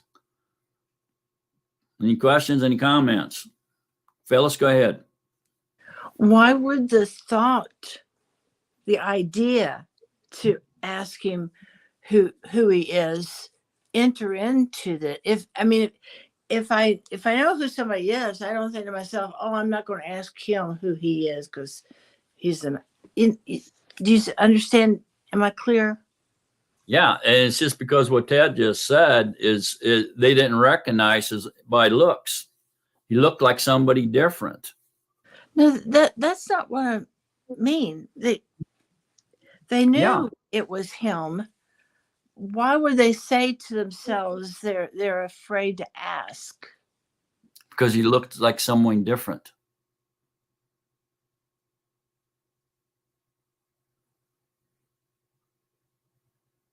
Okay, it's like, let's put it this way.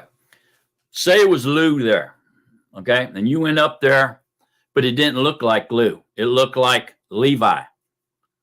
But you knew it was Lou because Lou was saying things to you that only you and he knew. And so it would be impossible for somebody else to know these things because only you and Lou knew these things. But he didn't look like Lou. He looked like Levi. Would it come into your mind and say, "Are you my husband, Lou?" Because he looked like Levi, but yet he was telling you things that only you and Lou knew. I wouldn't be afraid to ask. They were afraid. I think that it does say it, doesn't it? It says, And not one of the pupils had the courage to ask. They were afraid. They lacked the courage to ask, "Who are you?" Knowing that it was the master. You see what I'm saying? I mean, is that... Go ahead, Raul. Somebody else say it better than that. Maybe if they had the Ruach HaKodesh, they would know it was him totally. But they didn't, did they? Did they have the Ruach yet? No. Anybody else got any better way of saying that, explaining that to Phyllis? Doubting Thomas was with the group too.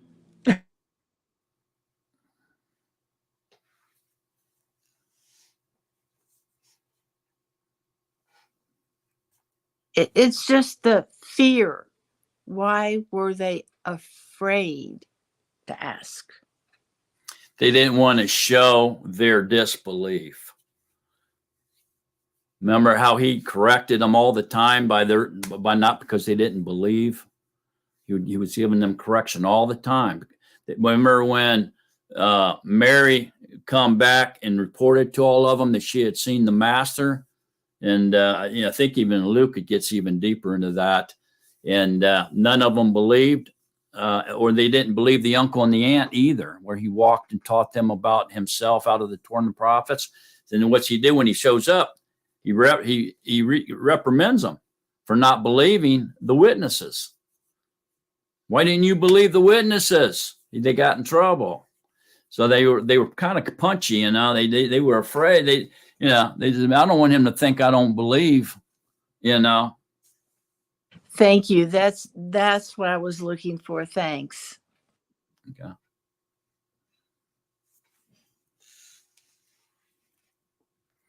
Go ahead, Sharon.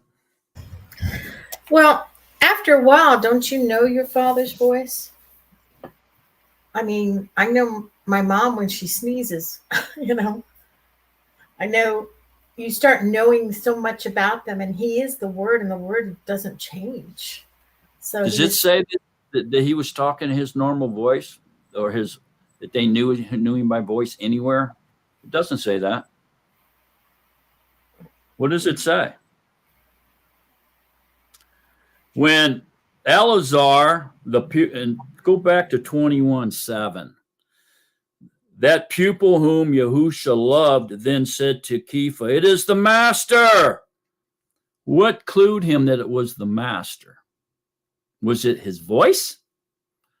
Wouldn't any of the other ones would have recognized him if it was his correct voice? Any of them would have, but none of them recognized him.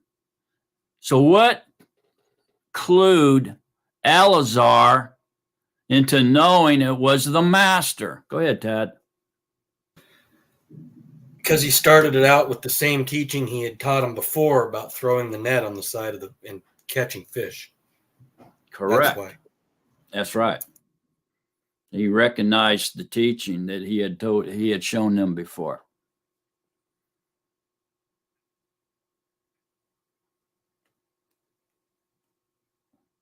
Was Eleazar there when that happened?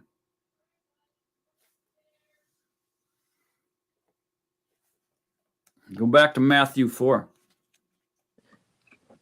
You mean when they threw the net? Was he there? Well, when he told them, "I'm going to make you fishers of men."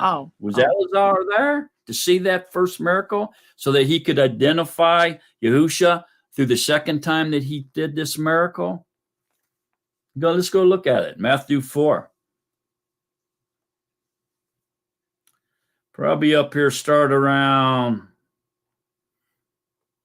at 12. Matthew 4:12. Yahusha, having heard that Yahukanon had been put in prison, that would be the immerser, withdrew into Galilee.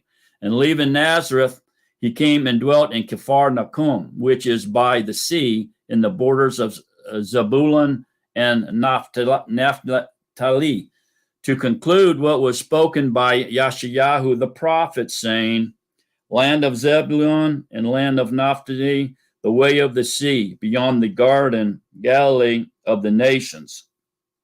The people who sat in darkness saw a great light, and upon those who sat in the land in shadow of death, light arose to them. From that time, Yahusha began to proclaim and to say, Repent, for the reign of Yahuwah has drawn near. And Yahusha, walking by the Sea of Galilee, saw two brothers, Simon, called Kepha, and Andrew, his brother, casting a net into the sea, for they were fishers. And he said to them, Follow me, and I shall make you fishers of men. And immediately they left their nets and followed him. And going on from there, he saw two other brothers, Jacob, the son of Zebediah, and Yahukanon, his brother, in the boat with Zebediah, their father, mending their nets. And he called them, and immediately they left the boat and their father and followed him. So was Eleazar there when he told them that?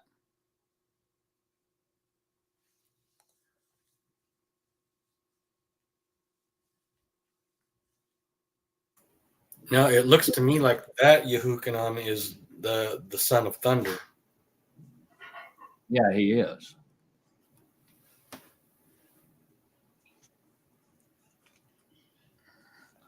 So it doesn't appear that Eleazar was there to me.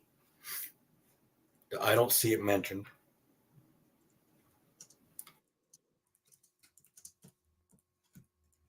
Okay. Unless he was going by a completely different name than we didn't even haven't ever heard of before.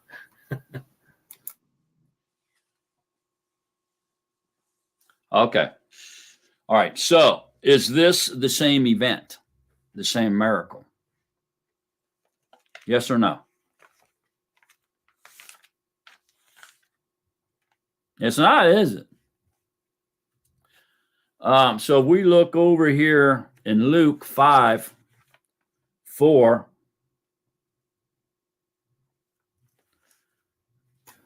Well, one of them was before he ascended, and one of them was after. Right. Okay, well, look at Luke 5. Somebody read Luke 5. Raul?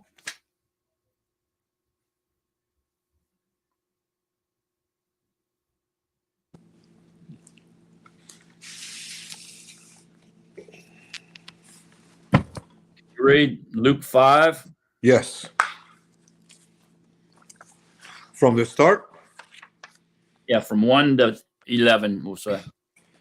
And it came to be, while the crowd was pressing upon him to hear the word of Elohim, that he stood by the lake of Gennesaret, and he saw two boats standing by the lake, but the fishermen had gone from.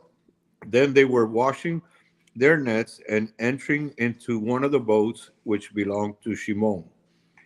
He asked him to pull away a little from the land, and he sat down and was teaching the crowd from the boat.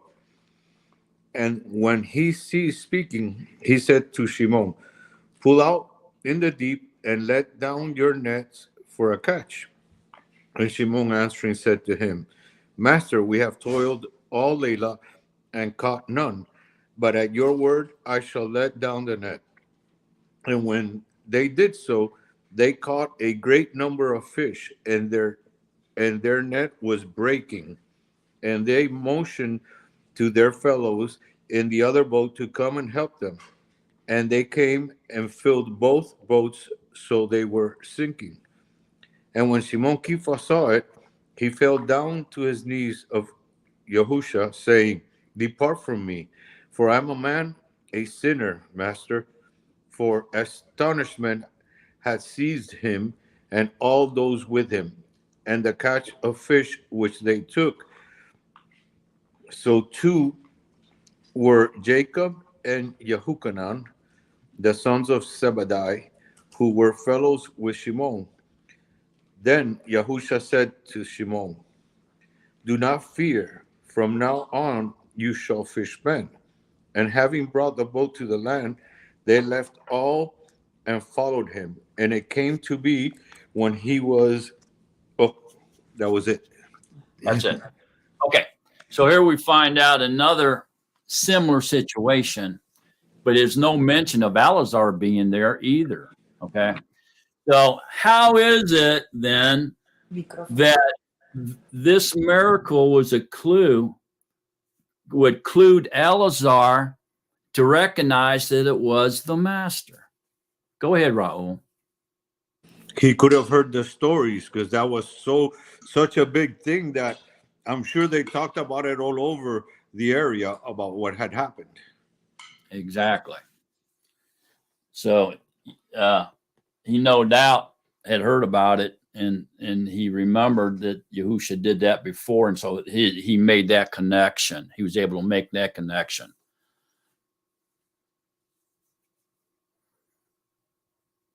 I mean, he may have even talked to Yahusha about it. All we know, Yahusha spent a lot of time with Alazar, and he could have heard it from big boy Peter. He spent a lot of time with Peter. It seems like every time you read about Peter, who's with him? Alazar. A lot of times, especially after Yahusha's death, Alazar seems to be with Peter quite a bit.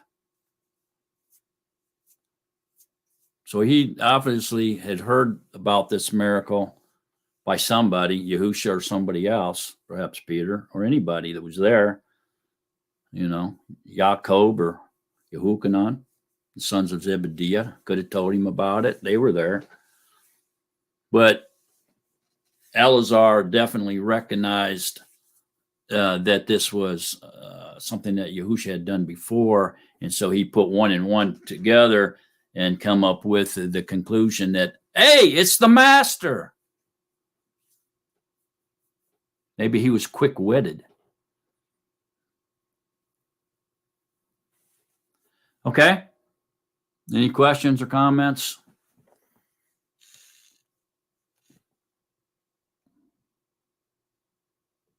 I mean, if it would say, and hearing his voice, Alazar said, it's the master, you know, but it doesn't say anything like that. And they all would have recognized his voice. Go ahead, Ted. Now, I know that earlier in Yahukanon, though, he does say that his sheep will know his voice. So I don't think it matters what his actual voice sounded like. They knew it because of the works. That's a good point, because when Yahusha speaks through somebody, whether it be a teacher or a prophet or anybody, and even whatever, if Yahusha speaks through them, is it Yahusha's voice you're hearing? And Well, it isn't. yeah. It's not Yahusha's voice. Well, You're hearing them speak through that person's voice. Right. But it's Yahusha, though. Yeah, but it doesn't sound like his natural voice. It sounds like the person's voice who he's speaking to. Like if he speaks through me, you're hearing my voice. Only through discernment do you realize that it's the master speaking to you, although you're hearing my weird voice. See what I'm saying? It happened with the serpent in the garden, and it happened with Judas when the devil possessed Judas as well. You weren't hearing Satan's voice. You were hearing the voice of that serpent as the devil spoke through him, and you heard the voice, Judas's voice, when the devil was speaking through Judas to betray the second Adam. The serpent betrayed the first Adam and Yahuwah. Go ahead, Phyllis. And another way we can say we heard the master's voice is if the words, well, if they match up with what's in here, then we know that it's at least. If it doesn't match up, we know it can't be his voice, and also we can feel it inside. Just like when they said, weren't our hearts burning within us?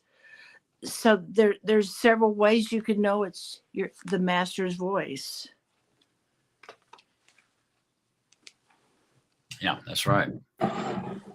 When we're reading scriptures, we're hearing his voice as well, especially if it's his quote, right? So it says here, Yahusha said to them, come have breakfast. We just heard his voice in our head, right? Because it was his quote. So you heard his voice.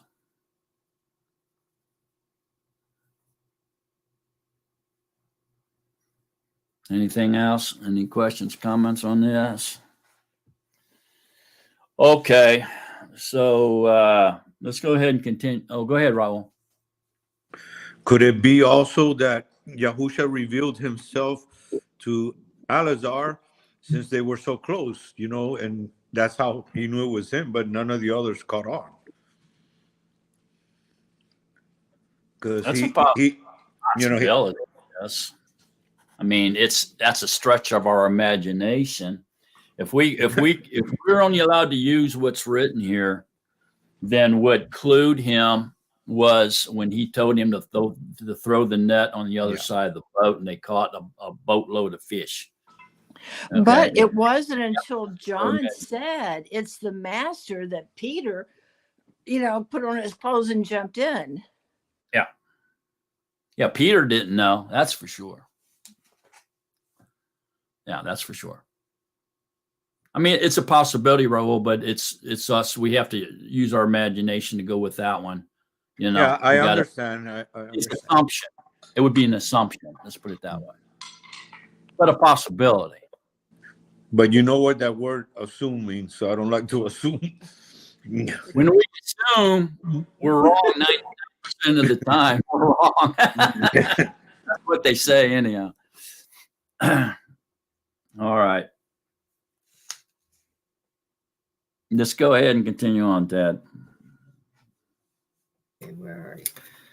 So picking up in 13. Yahusha came and took the bread and gave it to them, and the same with the fish. This was now the third time Yahusha was manifested to his pupils after he was raised from the dead. Okay, hang on. Okay, so this is obviously what we've already determined here, and I think everybody agrees, is symbolic of the marriage supper of the Lamb. And if you want to get a deeper dive into that, you can read the parable of the wedding feast in Matthew 22, 1 through 14. Y'all are familiar with that. We can go over it if you want to, or we can continue on.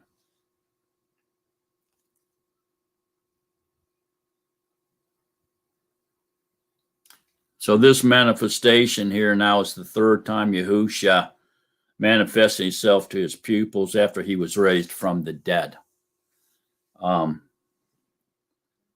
Is that the only time? Is that it? He just did it 3 times? Can we assume that? No, we can't. There was more times that he appeared and manifested to them. One of the big lies, if you will, that Christianity likes to teach is that Matthew 28, at the end of Matthew 28, where they call the Great Commission, that Yahusha ascended and went back up onto the throne after he gave them that Great Commission. Had anybody heard them teach that before? And that's incorrect. That was just one other time that he appeared to them. Everybody following what I'm picking up when I'm laying down on that? If not, go back to Matthew 28 real quick and look at it. So this is the third time. Doesn't mention anything about him descending here in John. Okay. It just says he appeared for the third time to them after his death. But so we go to Matthew 28, and it says here, and the 11 Talmudim went away into Galilee to the mountain which Yahusha had appointed for them. So they're at a mountain up near the town of Galilee here. Okay.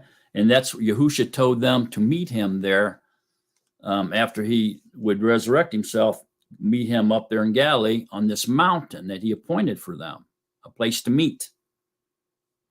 And when they saw him, they bowed to him, but some doubted. So they were still doubting. After all this, some of them still doubted, even though they bowed to him, and Copycat and the other ones, they said they doubted. What were they doubting? They were still doubting that he was Yahuwah. Mind blowing, isn't it? And Yahusha came up and spoke to them, saying, all authority has been given to me in heaven and on the earth. Therefore, go and make Talmudim of all the nations, immersing them in the name of the Father and the Son and the Ruach HaKodesh, teaching them to guard all that I have commanded you, and I am with you always until the end of the age. See there's nothing that says that he went up into the clouds or he ascended up onto the throne, sat down at the right hand of Yahuwah. There's no indication whatsoever that that was the last time that they saw Yahusha, because it wasn't.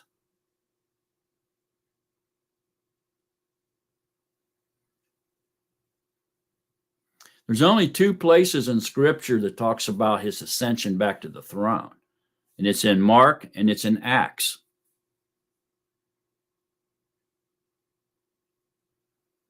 So he must have appeared to them many times. How long was Yahuwah? How long did Yahuwah remain on the earth after his resurrection, after he raised himself from the dead? How long? Before his ascension. Go ahead, Raul. Wasn't it 50 days? No. 50 days was Pentecost. Phyllis? It was 40, wasn't it? 40 days. So within that 40 days, he probably appeared to them quite a bit, actually. And we know he did at the end of every one of these witnesses, except for John, doesn't really talk about it. He just mentions 3 times, but it doesn't limit him appearing to them 3 times. It just says this was the 3rd time. Could have been many more times. And I would say within 40 days, there probably was many more times. So when did he finally ascend back to the throne?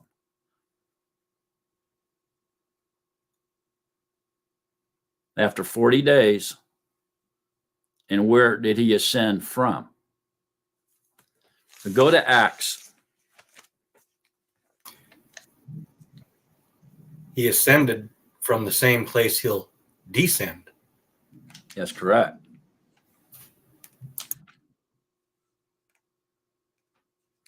So go to Acts chapter 1.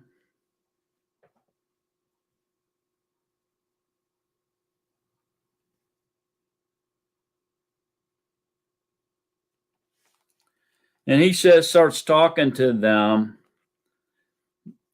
First thing we know is they're all in Jerusalem, because if you go up to 1:4, it says, in meeting with them, he commanded them not to leave Jerusalem, but to wait for the promise of the Father, which you have heard from me, because Yahukanon truly immersed in water, but you shall be immersed in the Ruach HaKodesh not many days from now.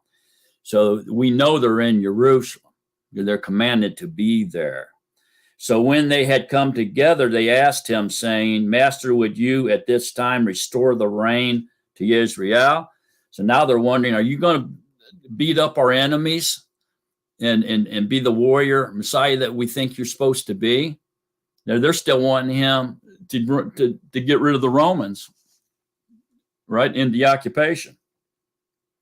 So he said, talking about Yahusha, to them, it is not for you to know the times and seasons which the Father has put in his own authority, but you shall receive power when the Ruach HaKodesh has come upon you, and you shall be my witnesses in Jerusalem, and in Yehuda, and Samaria, and to ends of the earth. And having said this, while they were looking on, he was taken up, and the cloud hid him from their sight. And as they were gazing into the sky as he went up, see, 2 men stood by them, dressed in white, which were messengers, who also said, Men of Galilee, why do you stand looking up into the sky? The same Yahusha who was taken up from you into the sky shall come in the same way as you saw him go into the sky. Then they went back to Jerusalem from the Mount of Olives, which is near Jerusalem, a Yom Shabbat's journey. See that? So he ascended back to the throne from the Mount of Olives, not from a mountain in Galilee, as we found out where they were in Matthew 28. And Christianity teaches that he ascended from there. He gave the Great Commission and then ascended back to the throne. That's not true, is it? So there's another time he appeared to them. So that's at least 4 times, because he appeared to them in Jerusalem, and then he ascended from the Mount of Olives, and they walked back to Jerusalem. And he didn't come back anymore after that. So we can definitely say it was 4 times, but I have a feeling it was many, many more than that during that 40-day period where he stuck around for 40 days. So what happened after that? After he ascended back to the throne, what happened? 10 days later, the outpouring of the Ruach HaKodesh at Pentecost, Shavuot. He came back as the comforter, the Paralika.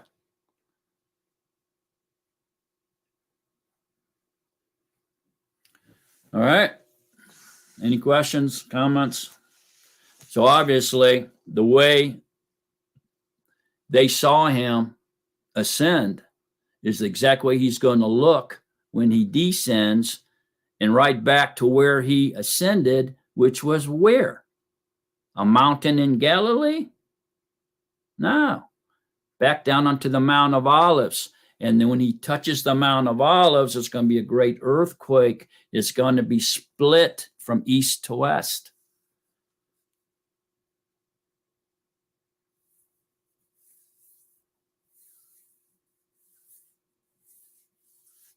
Any questions, comments on that? Okay.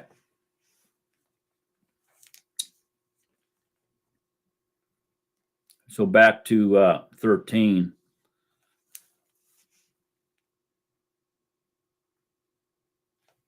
Or 14, rather. So this is the 3rd time he was manifest to his pupils after he was raised from the dead. Not the last time, not the only did it 3 times, but we know at least 4 and probably many more. Okay? Okay, Tad, let's go. When, therefore, they had eaten breakfast, Yahusha said to Shimon Kepha, Shimon, son of Yuna, do you love me more than these? He said to him, Yea, master, you know that I love you. He said to him, Feed my lambs. He said to him again, a second time, Shimon, son of Yuna, do you love me? He said to him, Yea, master, you know that I love you. He said to him, Shepherd my sheep. He said to him the 3rd time, Shimon of Yuna, do you love me? Kepha was sad because he said to him the 3rd time, do you love me? And he said to him, Master, you know all. You know that I love you. Yahusha said to him, Feed my sheep. Okay, stop. All right. Anybody got any idea what's going on here? Why does Yahusha seem to be beating Peter up? What's going on there? Raul? What comes to me is Peter denied him 3 times, so he's asking him 3 times to make sure that he's going to spread the Besorah the way he wants him to spread the Besorah to everyone, to feed the people, to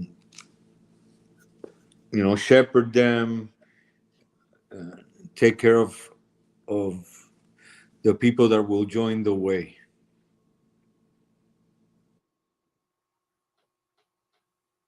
Yeah. Yeah, it's interesting. They denied him 3 times, and this was the 3rd time Yahusha manifested himself to his pupils. And then he asks him 3 times if he loves him. It's interesting. But yeah, I mean, and so if to bring it all together, then he's telling him that his sheep consists of lambs, mature sheep, and sheep that are, have grown but hasn't totally matured. And so what he's saying here to him is, feed my lambs, are the new people. And he's saying, feed them milk, give them what will strengthen them and help them grow in the knowledge of Yahuwah. Don't shove truth down their throat to where they regurgitate it back up on you, and run off scared, So can we overdo truth when we witness and testimony to somebody? Can we overdo it and cause them to regurgitate? Absolutely can. Absolutely can. So we have to learn that there's a breaking point in people, and when they're where they can accept truth, because they're brainwashed.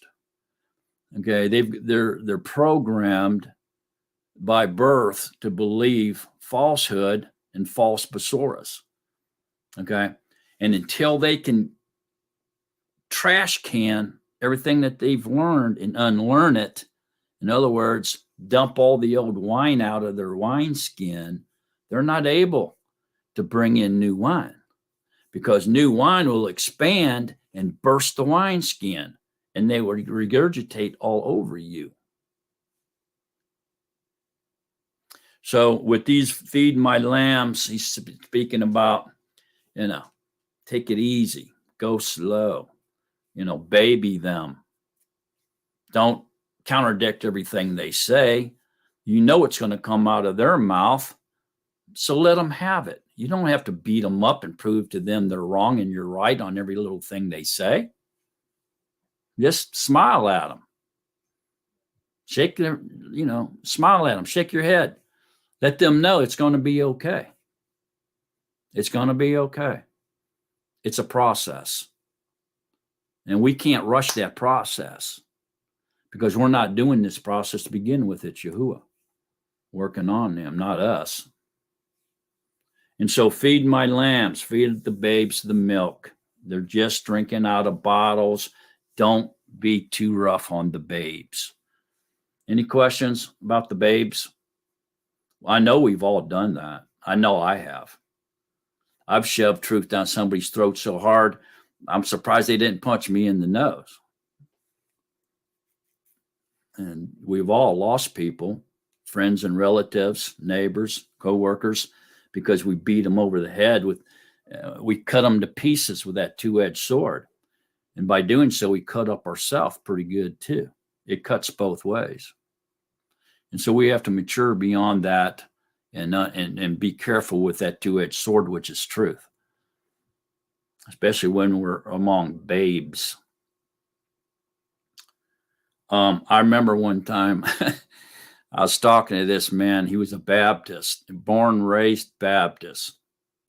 And I was throwing so much truth at this guy.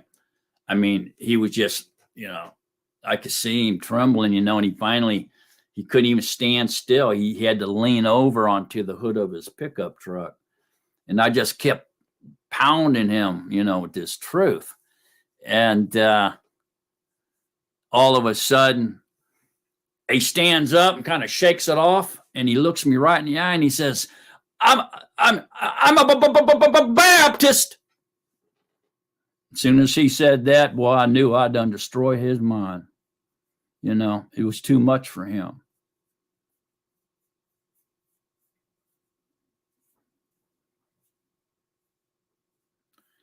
Any questions on the babes? Okay, now let's look at the next one here. He says, he said to him, shepherd my sheep. What do you suppose that means? Okay, so this is sort of like saying, lead my sheep, take care of my sheep, support my sheep, watch over them and feed them a daily dose of the manna from heaven and the living waters to drink. And so you're progressing with them step by step, not overwhelming them, not trying to overtake them, but stay step to step with them in their walk and help them continue to advance, grow, mature. These are the younger sheep, like say between 20 and 30, we'll just say, or 20 and 40.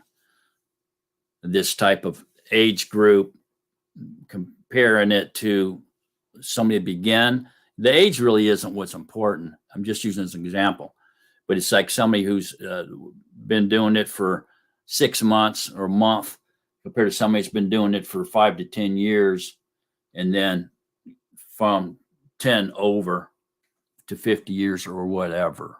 Okay, it's being mature. See what I'm saying? And so you're helping them walk and still not overwhelming them, but showing them a better way than what they know so that they can advance further into spirit and truth. It's kind of like what was Apollos and what was that woman? What was his wife's name? It's right on the tip of my tongue. They taught the guy a better way. This guy was real strong in the Torah, but they took him aside and showed him a better way. Was it Priscilla? I think it was Apollos and Priscilla.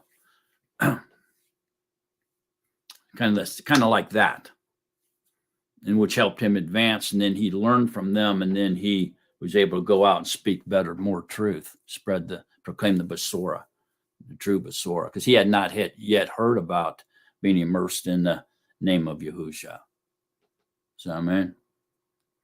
So anyway, that's what that is. And then on down here in this third one, he says, feed my sheep. And so what is that talking about? Oh, this would be the mature sheep. This is the ones that you can just feed them a huge plate of meat and potatoes and bread and give them, go beyond the literal into the spiritual meanings. And so you can help them achieve spiritual insight, which is knowledge beyond the literal. And so these mature sheep need to advance further into spirit and truth. And so you help them advance by feeding them spiritual insight. It's kind of like where we're all at right now, most of us. Okay, so basically what this is saying is from the babes to the mature, walk with them and feed them and help them along so that they can endure. Because if it's your fruit, you're responsible for them enduring. You don't want to lose them. You don't want that net to break open. Because you got to bring somebody with you to the wedding feast.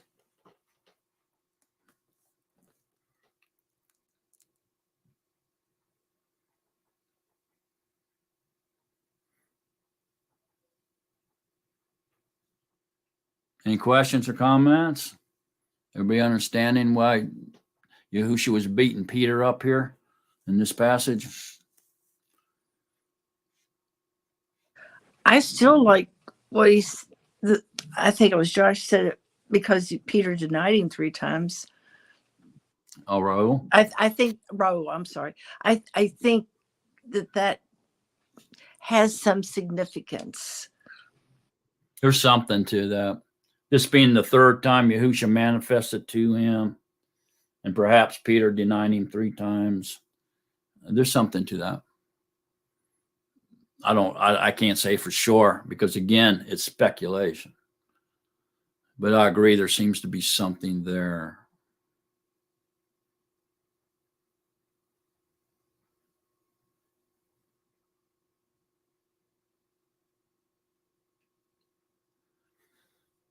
Anybody else?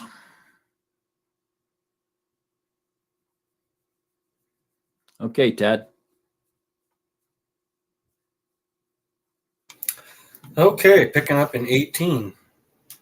He says, "Truly, truly, I say to you, when you were younger, you girded yourself and walked where you wished.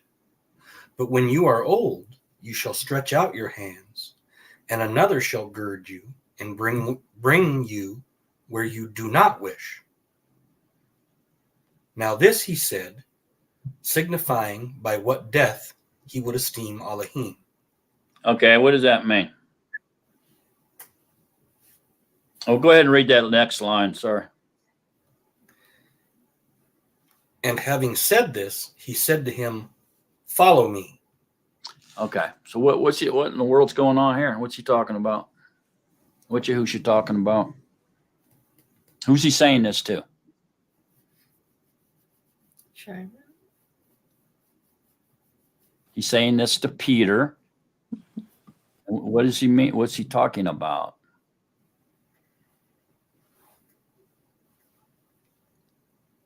Now this he said.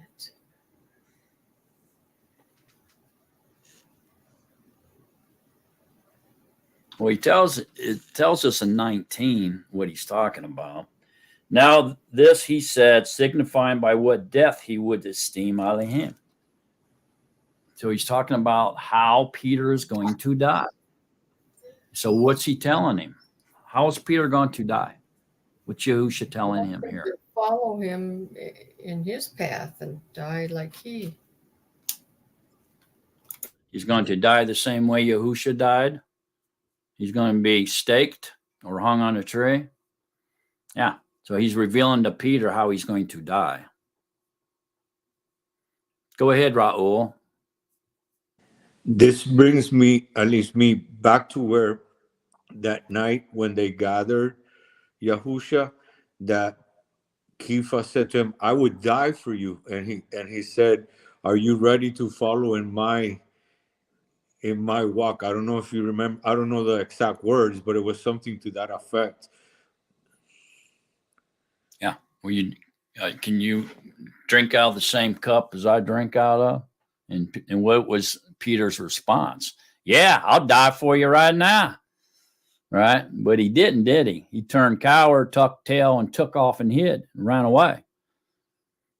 After he chopped off that dude's ear, of course.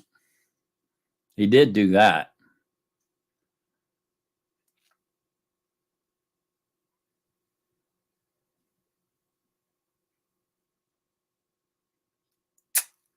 But Peter did show back up, though. He went down and got into the courtroom, remember? The courtyard. He did get into that courtyard. Go ahead, Phyllis. I know he denied him because, Yahushua knew he was going to deny him, but I was just wondering if the reason he ran away is because he was in fear of being killed for what he did. He struck, I don't know if it was a servant of the high priest or not, but he was going to be killed. That would have been the death sentence, wouldn't it? I don't know if he was freaking out over that because Yahushua put that ear back on that guy. So he fixed that whole situation like really quick by putting his ear back on that guy. Was Peter still there when he did that? Yeah. Yeah, Peter, Peter somehow probably faded back and kind of followed along. There's a really weird story here we'll get into much later, but there was even a young man who had a linen wrapped around him, and they tried to catch him. It doesn't say who he was, and he dropped the linen, and he was naked, and he ran away naked, So I'm thinking Peter may have just kind of followed along at a distance. It was dark, and and in the shadows, and because he ended up in the courtyard, and we know that. And then we know that the pupil who knew the high priest was able to get Peter into the courtyard inside the walls. But from there, it doesn't say a whole lot about what Peter did, other than he denied him 3 times. But the prophecy is that strike the shepherd and the sheep will scatter. And so we know that Peter and none of the other 11 were or 10 were at the staking site. So just the women were there, and the people whom Yahusha loved was there. We know that. And so when they led Yahusha away from out of the courtyard to where he would be staked, obviously Eleazar went along and followed along as they went there, and so did those women. Or the women were already there, one of the two. But Eleazar obviously had to follow along because Eleazar was in the courtyard with Peter. That's who let Peter in. We talked to guard, that woman who was guarding the gate, talked her into letting Peter in. Go ahead, Raul. Yeah. To what Phyllis was saying, Peter could have been afraid because he said, "Are you ready to drink out of the cup of wine that I'm drinking?" Like he knew that Yahushua said, "Are you ready to die for me?" So he could have been afraid. He boldly said, "Yes, I am." And then that's when Yahusha said, "Nah, you're lying, dude. It's Yahuwah's will that you're going to deny me 3 times. Sorry about that. Maybe it's your will that you die with me, but that's not Yahuwah's will. So it ain't going to happen, dude." But Peter was more than boastful. "Yeah, I'm ready. I'm ready. I'll kill them all. They try to hurt you." But that wasn't the case, was it?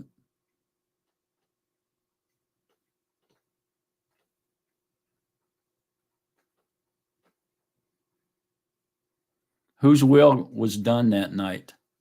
Peter's will or Yahuwah's will? Raul? Yahuwah's will. That's right. Anything else? Any questions?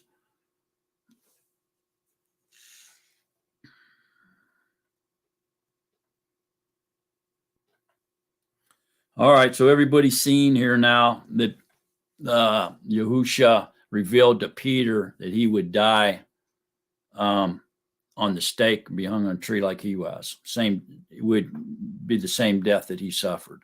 Everybody seen that? Go, Joshua.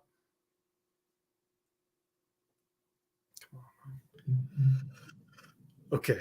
So in 18, when it says when you were younger, you girded yourself and walked where you wished, he's just referring to the fact that he had no.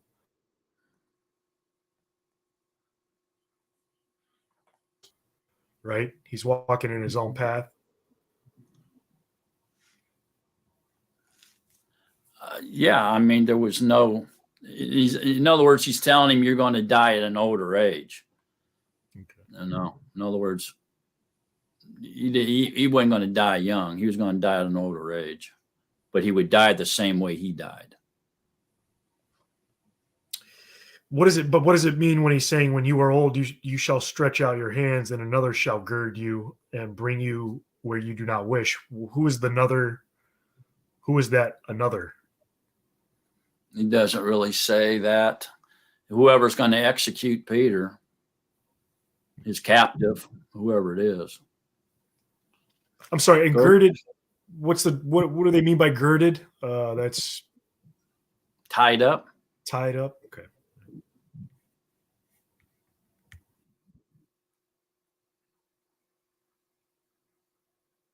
Go ahead, Raul. I think what he's saying to Kepha there is, when you were young, you used to do whatever you want, but it'll come a day where someone else is going to tie you up. You're not going to be able to do what you want to do. Mm-hmm. Well, he says when you're, it says right there, he says,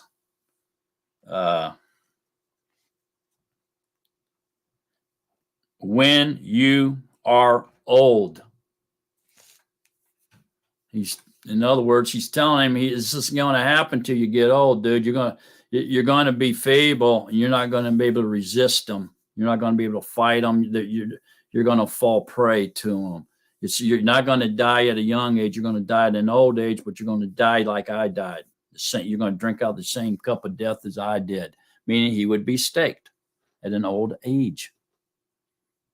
We can't read too much into that. It's pretty simple. The thing we need to see here is that Yahusha is telling Kepha that he's going to die by execution or Roman execution or stake at an old age. That's what we need to be seeing here, because it plays into what he says next. Okay? All right, Ted, let's see what he says next. Are you talking about in verse 19? Yeah, wherever you left off. Okay. Now this he said, signifying by what death he would esteem Elohim. And having said this, he said to him, "Follow me." And Kepha, turning around, saw the pupil whom Yahusha loved following, who also had leaned on his breast at the supper, and said, "Master, who is the one who was delivering you up?" Seeing him, Kepha said to Yahusha, "But Master, what about this one?" Yahusha said to him, "If I wish him to remain till I come, what is that to you? You follow me." Okay, stop. Okay, so now this is interesting here. It says that he said, "Follow me," to Kepha. And then Kepha turned around and saw the pupil whom Yahusha loved following. Who's that? Elazar, right?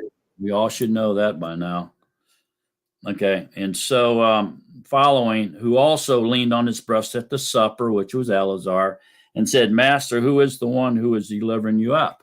So we know that was Elazar, right? It said that at the supper. So seeing him, Kepha said to Yahusha, "But Master, what about this one?" So what's the conversation? The conversation is Yahusha telling Peter how he's going to die. He's going to die at an old age, and he's going to be staked. So now he's saying, what about that one? Speaking about the pupil whom Yahusha loved. How's he going? So what's Peter saying? How's he going to die? Right? Paraphrasing, but that's what he's saying. How he going to die? Everybody seeing that?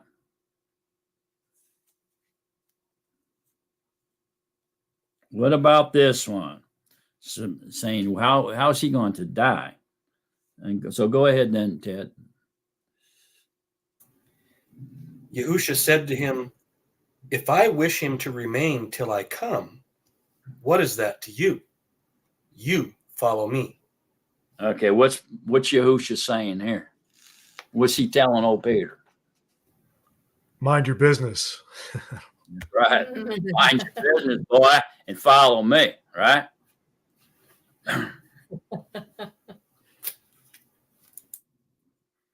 Okay, go ahead, Ted. Therefore, this word went out among the brothers that this Talmud would not die. However, Yahusha did not say to him that he would not die, but, "If I desire him to remain until I come, what is it to you?" Okay, hang on. Hold on. Okay. So what does that mean?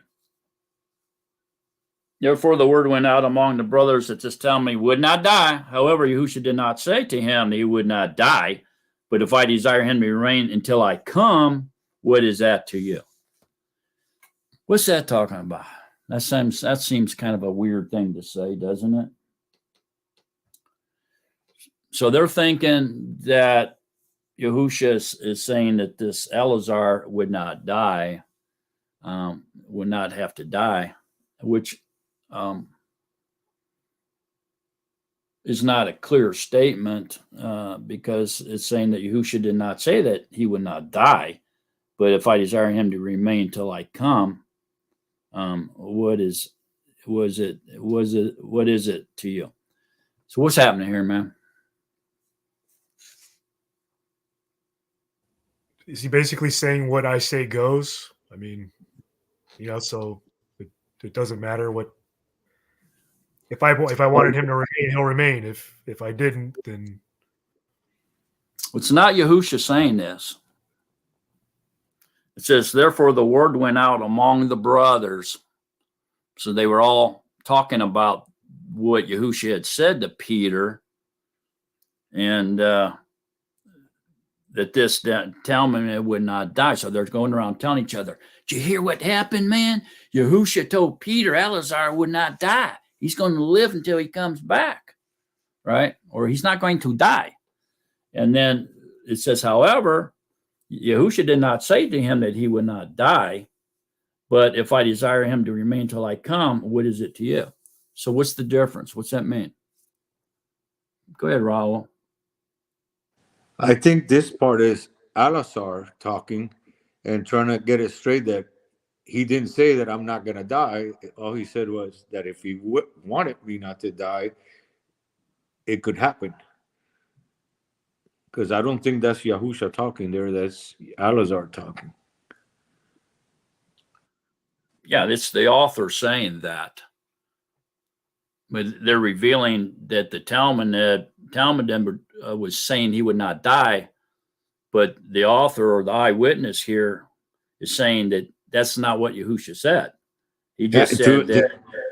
It seems to me that the author just, since it's Alazar and they were talking about Alazar, he doesn't want the rest of them to get that idea that he said that he wasn't going to die. So does this mean that he's going to die sometime? That he could remain till he comes back, but sometime he will die? Does it mean that? Go ahead, Phyllis. He's already died once, and it's given unto man to die once. But did he die? Didn't Yahusha say that this sickness is not to death? That he's not dead, he's just sleeping, and I'm going to wake him back up? Then what's the miracle if he didn't bring him back from death? Well, to the human mind, to the fleshly mind, he did die. But to Yahuwah, he did not die. He was just sleeping. Go ahead, Tad. When do we die? Go ahead, He Tad. was woken up, but he was woken up, but he wasn't resurrected. There's a difference. That's right. So he just continued walking in the dust like nothing happened. So when do we die? And as far as Yahusha goes, as far as Yahuwah goes, when do we die? Raul? When our Ruach HaKodesh goes back to him. No. Tad? When the Ruach and the body are both killed, it's called the second death. Basically, that's right. Eternal death. That's when you actually die, because Yahuwah is the only one that can kill you, that can kill both the Ruach and the body, which is non-existence, right? So to die, to die is the second death. That's when you will die. Up to then, you have a chance for everlasting life. You haven't been thrown into the outer darkness yet, which is non-existence. That's what happens at the second death. So, and that's in Yahuwah's world now. That's in the spiritual realm, not this fleshly realm. The fleshly mind, when you stop breathing, you're dead. Okay, so Yahusha did not say to him that he would not die, but if I desire him to remain till I come, what is it to you? So what do you think this is saying? What's Yahusha implying here? What's the implication? that he's all powerful, that he can do whatever he wants. That's true. Go ahead, Ted. I think he's implying that Yahukanon is going to remain for a while. I mean, he says, because obviously he says he didn't say that he wouldn't die. He will. But it's basically saying he's going to be, he might be walking around, even right before I come. And what would be the purpose of that? What would be the purpose of that for Eleazar? What could possibly be Eleazar's destiny? Oh man, to spread the Basora. Would it be one of the witnesses? Yeah. To be one of the witnesses, one of the end time witnesses, which they do spread the Basora. That's what the two witnesses do. They proclaim the Basora. So if he is to stick around to be one of the two witnesses, does the two witnesses die? Do they die?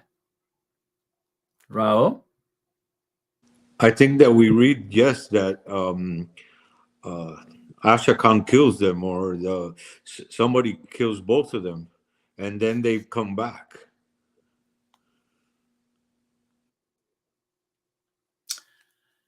Okay, so they're resurrected at when everybody else is.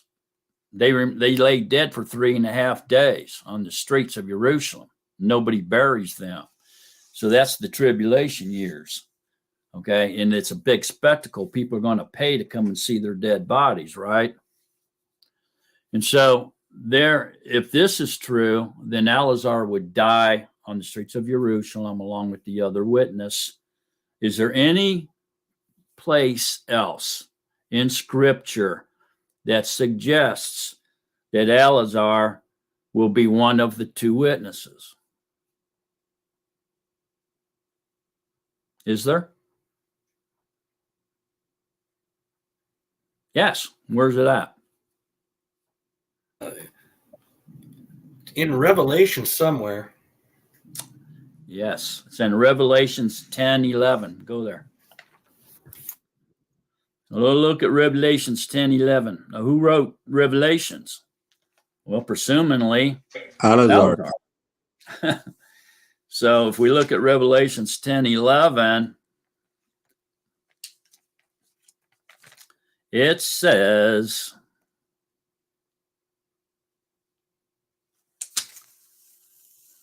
big old note on there. It says, and he said to me, you have to prophesy again concerning many peoples and nations and tongues and sovereigns. Back up to 10. And I took the little book out of the messenger's hand and ate it. And it was as sweet as honey in my mouth, but when I had eaten it, my stomach was made bitter. And he said to me, you have to prophesy again concerning many peoples and nations and tongues and sovereigns. So this is saying that the author of this book, it has to prophesy again. So this is implying that he could be one of the two witnesses. Why?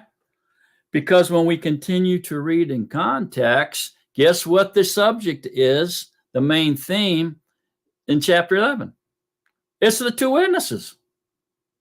So right after this messenger tells Eleazar, or the author of Revelations, that you will have to prophesy again concerning many peoples, nations, and tongues and sovereigns, he gives him a reed and tells the measuring rod, and was given to me, and the messenger stood saying, rise and measure the Mishkan, the temple of Yahuwah, and the altar, and those worshiping in it, meaning there's going to be a third physical temple on the Temple Mount.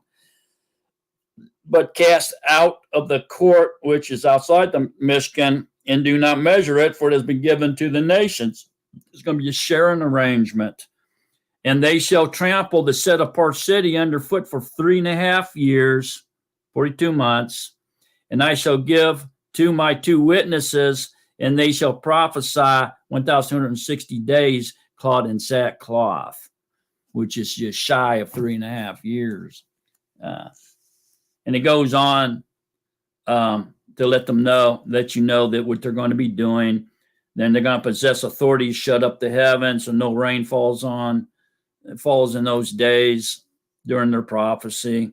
And they possess authority to turn water into blood, smite the earth with plagues, often as they wish.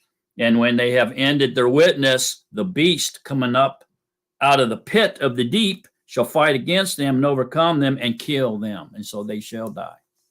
And it goes on to let you know that people are going to be celebrating their death because they tormented these people by speaking truth in their ears. So you see what I'm saying? Right after he tells Eleazar that he's going to have to prophesy again, he goes right into the context of this conversation. It starts talking about the two witnesses. And to me, he's letting Eleazar know, you're going to be one of these two witnesses. Or you're going to be prophesying to the nations. See what I'm saying? Because that's exactly what he goes into after he tells him he's going to prophesy again. He goes in and starts talking about the two witnesses. In other words, he's revealing to Eleazar, you're one of them. Go ahead, Joshua. I don't want to go off too far on the two witnesses and take everybody off track or whatever, but I just wanted to know if these two witnesses, these come on the world scene, these guys, these two witnesses come onto the world scene and prophesy to the world, or is it like clandestine in a clandestine way, or is it in a way we're going to know it? You know, I guess is what I think it's going to be a literal physical deal. They're going to be standing in Jerusalem on the Temple Mount for 3.5 years. and we're going to be able to see them, hear them talk, et cetera, et cetera. They'll be on TV. Yeah, there'll be TV on them and stuff like that. If you continue to read that, you're going to see that the people of the world hate these guys. They're tormenting them with truth, and they can't stand it any longer. And so when the beast comes, the Anti-Mashiach, he kills them. And then the wrath of Hashatan comes. The 3.5 years of tribulation follows their death. Then after that 3.5 years, they're resurrected along with the first resurrection group. Could any of these witnesses be somebody who has not died, or could have died? I don't see how.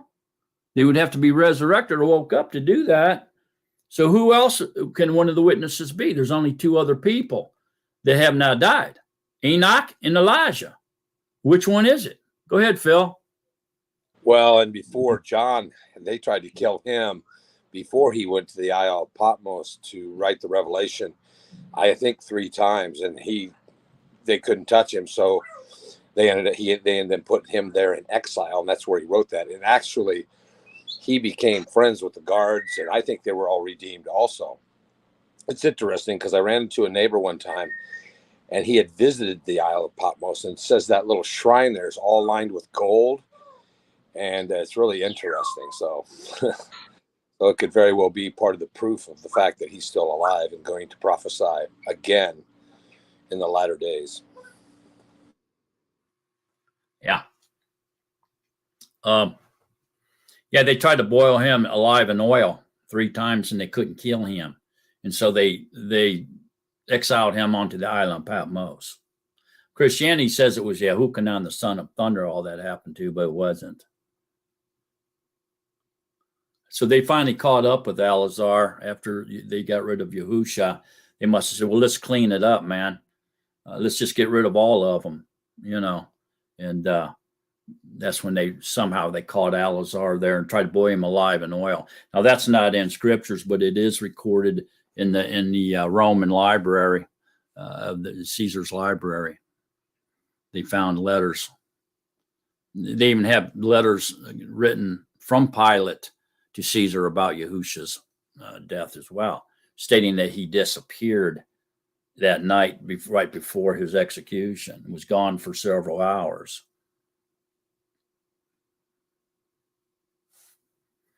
And that's what made Pilate believe in who he was, because Pilate offered his son in the place of Yahusha, but Yahusha didn't have anything to do with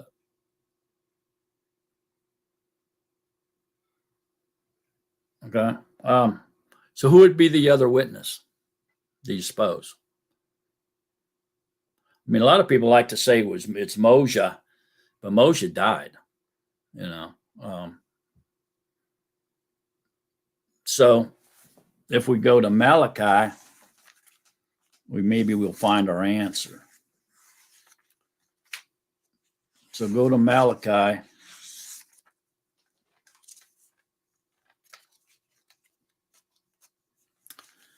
In Malachi chapter 4, it says, "See, I am sending you Aliyah, or Elijah, the prophet, before the coming of the great and awesome day of Yahuwah, which is the second coming of Yahusha." That's the same thing. "And he shall turn the hearts of the fathers to the children, and the hearts of the children to their fathers, lest I come and smite the earth with utter destruction." So this is a good possibility, since Elijah did not die, that the two witnesses may be Eliyahu and the pupil whom Yahusha loved. Good possibility of it. We don't hear anything about Enoch. Not too I was much going at to say, all. why not Enoch? Because he was taken up too. He didn't die. I don't think he wants to kill Enoch. These two witnesses have to die.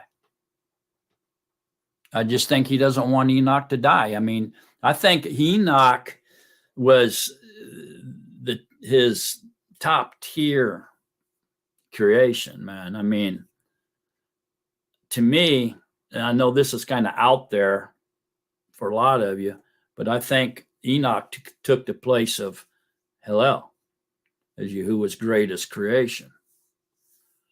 And I think Enoch was perfect in all his ways. I mean, he was very close to perfection. And so he's top tier, treasured possession of Yahuwah. He doesn't want him to die. I suppose Enoch's in paradise, the Garden of Eden, probably riding on white horses, having a blast in there, I would say.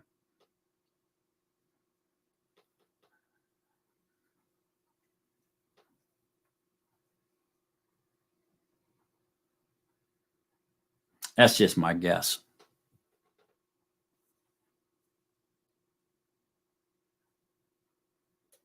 Anybody got any questions on that?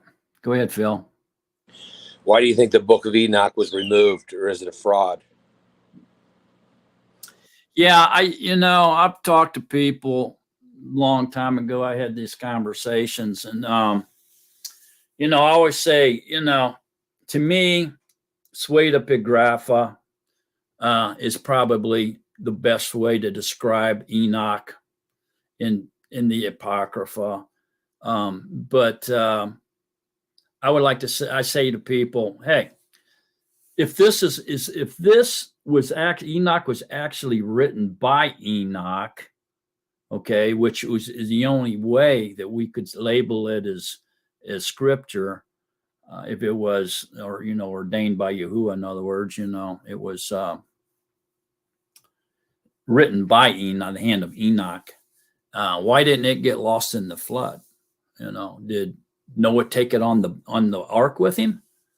And then it would just kept getting rewritten as it was fading and ripping up and everything. A scribe rewrote it and kept doing that until we have the original. We still have the original. It's hard for me to believe, and I'll tell you why. Because Genesis, the Torah itself, okay, the 5 books of the Torah, Moshe, was written by Moshe, which was way after Noah's flood. So there was no evidence of the written Torah until it was given to Moshe, and he wrote it. That was way after Noah's flood. So if all those books disappeared during the flood and had to be rewritten by Moshe, then how did Enoch survive the flood? The book of Enoch. See what I'm saying? So to me, it only makes sense that it has to be Sueda Pigrapha, which means it was written by someone who was pretending to be Enoch. They were just pretending to be Enoch, and they wrote the book as though they were Enoch, And this book obviously was written within 200 years, plus or minus, of the death of Yahusha. And Enoch existed way before the 4,000th year. It was way back there in the first millennium. Go ahead, Phil. Well, way back when I read that, I'm telling you right now, if that doesn't scare you to out of your mind, I don't know what doesn't, or what does. You know what I'm saying? I mean, it's pretty blunt, and it's just frightening, all the different things that are in that. And he calls out all the names of the fallen ones, and so, or he doesn't, but whoever did it. And so I always thought that they removed it because they didn't want that in there, because that would make sober people up pretty quick if they read it. But maybe the fact that Yahusha has to call you anyway, I don't know if it would change anybody's mind anyway. You know what I mean? It would, of course, change mine, but that wasn't because of that. It was much more, I don't know, spiritual than that. But nevertheless, I just wondered. So thank you. Yeah. Yeah, there was a history of the Bible, was done by Catholics, by the Romans, and they added their first list. They took a lot of them out. Then they added books. They took some out and they added more.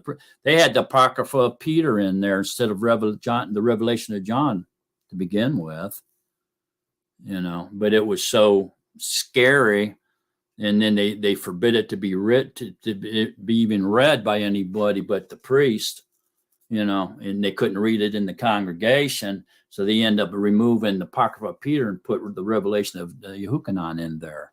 And so there was a lot of changes going on because it was man compiling the list, the Romans, matter of fact. Go ahead, Phil.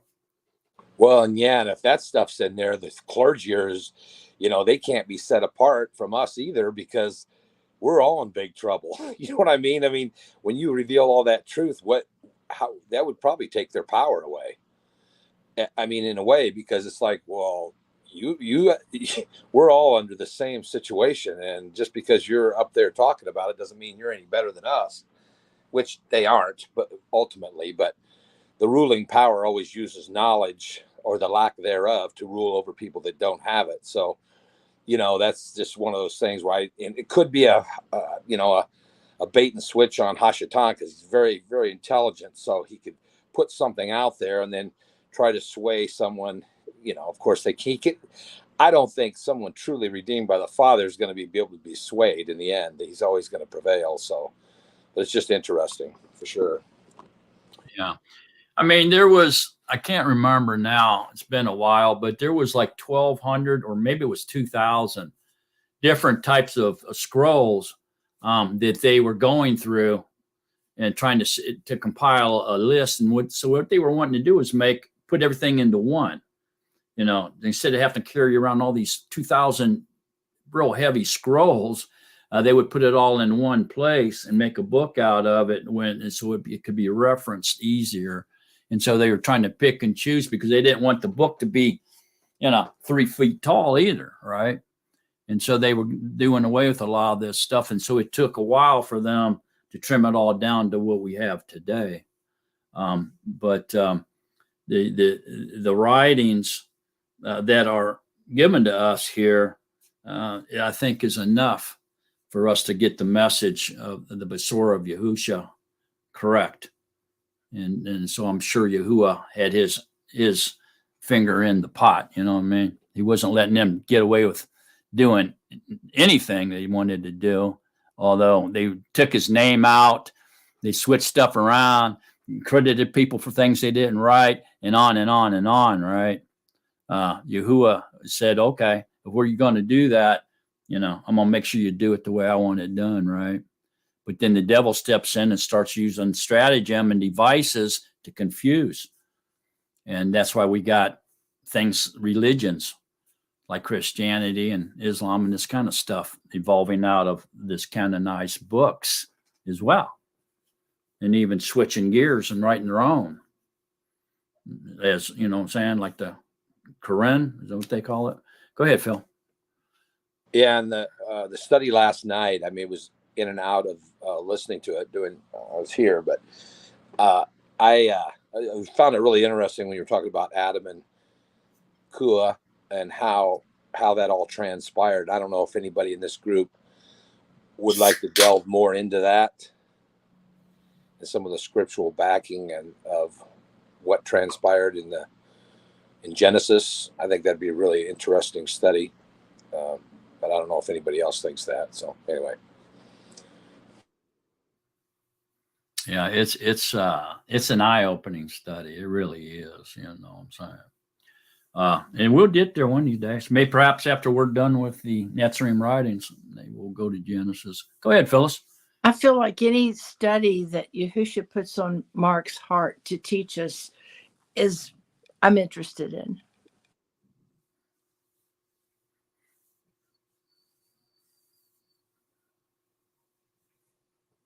And it's wild because I think about all through the week. It's really interesting. I just random thoughts, which some of you might be going, what? But I do. And it's just, it's pretty cool to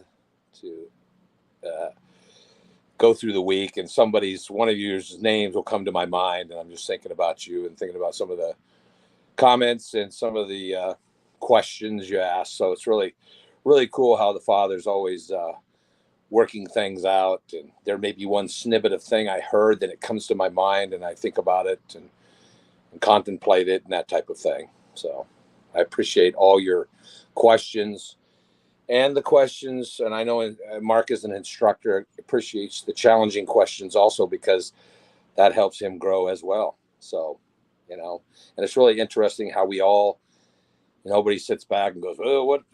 Phil lost his mind. And you may still do that. I don't care. But anyway, but I mean, it's a safe area to question. I mean, Yahuwah doesn't care if we question him. He wants our questions because he knows we're working things out and thinking about him. So I think that's a really good thing. Instead of just being a mind-controlled, drone that just walks in this path. He doesn't want anybody like that, I don't believe. So it's, because when many of the prophets and many of the people would question him, Moses did, they asked questions. He disagreed, but then he came around and those things. So it's really interesting. The banter that goes back. It's just like it's just like a father, how when you ask your father if you can do a certain thing, and then he goes, no, you're not going to be able to do that. And then, you work on it, and then it kind of works out when you show some responsibility or you show some type of trust that he allows you to have more knowledge or to be able to do a certain thing. So it's just really interesting. Yeah, I agree with you. Hey, don't make no mistake, man. I learned there on every study too. Matter of fact, I learned quite a bit from you guys. Like, I just love to see the growth. Like last week when Phil was able to come up with the answer about how Yahusha died twice, had to die again, and he died before the foundations of the world. The Lamb was slain for the foundations of the world, and that was exciting to me, man. And so, yeah. Make no mistake about it, and we're all learning. Do you guys ever go? Does it seem like the trail goes cold on you sometimes, and it's really frustrating? Yahuwah will, and then all of a sudden something will come to light in your mind that he's given you, and obviously that was from him. It wasn't my little brain, but it's just really, really confidence building, I guess, in that he trusts you with his knowledge, that it's just not going to go to waste, and you're not just going to. He's told you, and then you just don't even listen and you continue doing whatever. Not that it was something to change your behavior, but to redefine your thinking and streamline your delivery to other people on what he's all about. Do you ever find that cold kind of a lack of instruction now and then, and you're like, I don't like that feeling. So that's why I just wondered if anybody else feels that once in a while. And it could be just all my own conjured up, wanting to know more too soon. And he doesn't want to teach it to me until it's the right time. You know what I mean?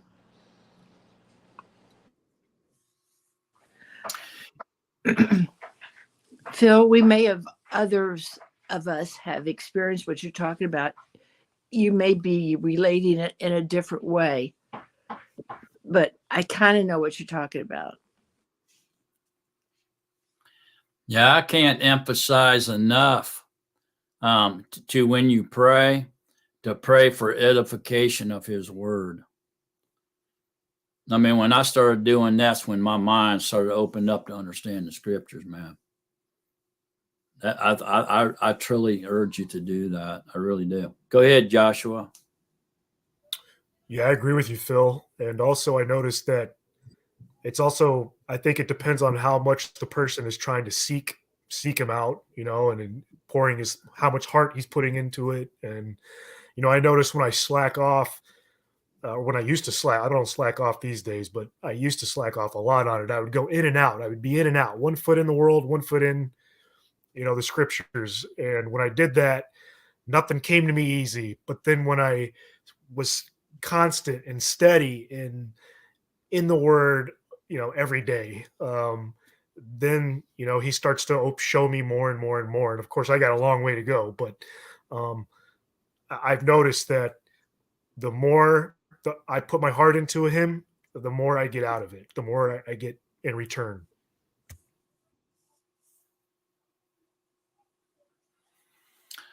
Okay, let's continue through this study now. Go ahead. I think we all understanding this, what Yahushua was talking about with Alazar, possibly being a witness, one of the two witnesses. But let's go ahead, Tad. Pick up on that and finish it off. In 24 says, "This is the pupil who bears witness about these things and wrote these things, and we know that his witness is true. Now there is much else that Yahushua did. If every one of them were written down, I think that the world itself would not contain the written books." Amen. Okay, now here's a curveball at you guys, and this is important to see this. I believe that 24 was not written by Alazar, 24 and 25.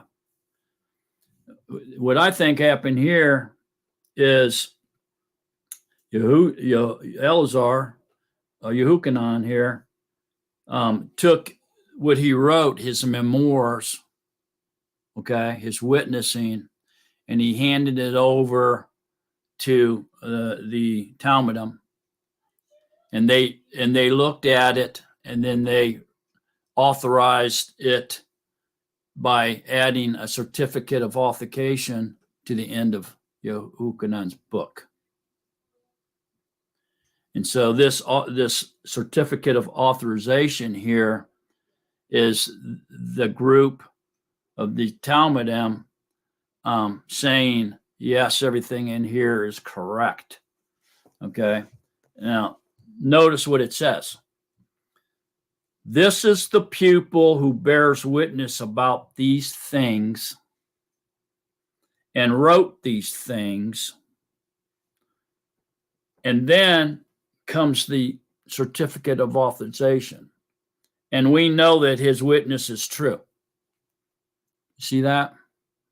And we know his witness is true. It's like they're giving their stamp of approval on this and saying, yes, it's correct what he has written. You see that? And now there's much else that Yahushua did. If every one of them is written down, and so they're saying everything he wrote's true, but there's much more that Yahushua did. And every one of them are written down. I think the world itself wouldn't be able to contain the written books. Okay, so they added that to that. You see what I'm saying? So there seems to be here an author of certificate of authorization, saying that yes, everything he's written and has witnessed to is true. You know, but then they're letting you know there's a whole lot more Yahushua did, and not even the world could contain the books if it was all written down. Okay, everybody seeing that? And so, even though if this was Eleazar, even though he wasn't one of the 12, his witness is true because he was an eyewitness to all these things. He was with them. So he wasn't chosen by Yahusha as one of the 12 Talmudim, or singled out as the 12 inner group of his pupils. But he hung out with them quite a bit. And so they went ahead and authorized his writing as being true. Anybody see that differently?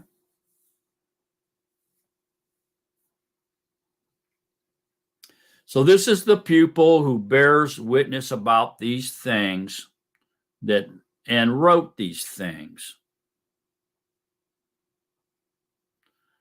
Backing up, where it's saying that this Talmud would not die, but if I desire him to remain till I come, what is it to you?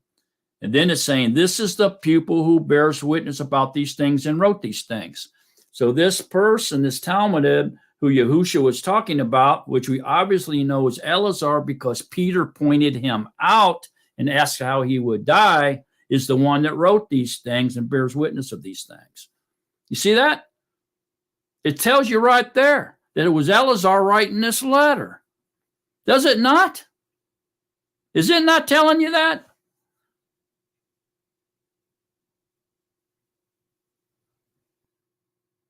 Therefore, this word went out among the brothers that this Talmud would not die.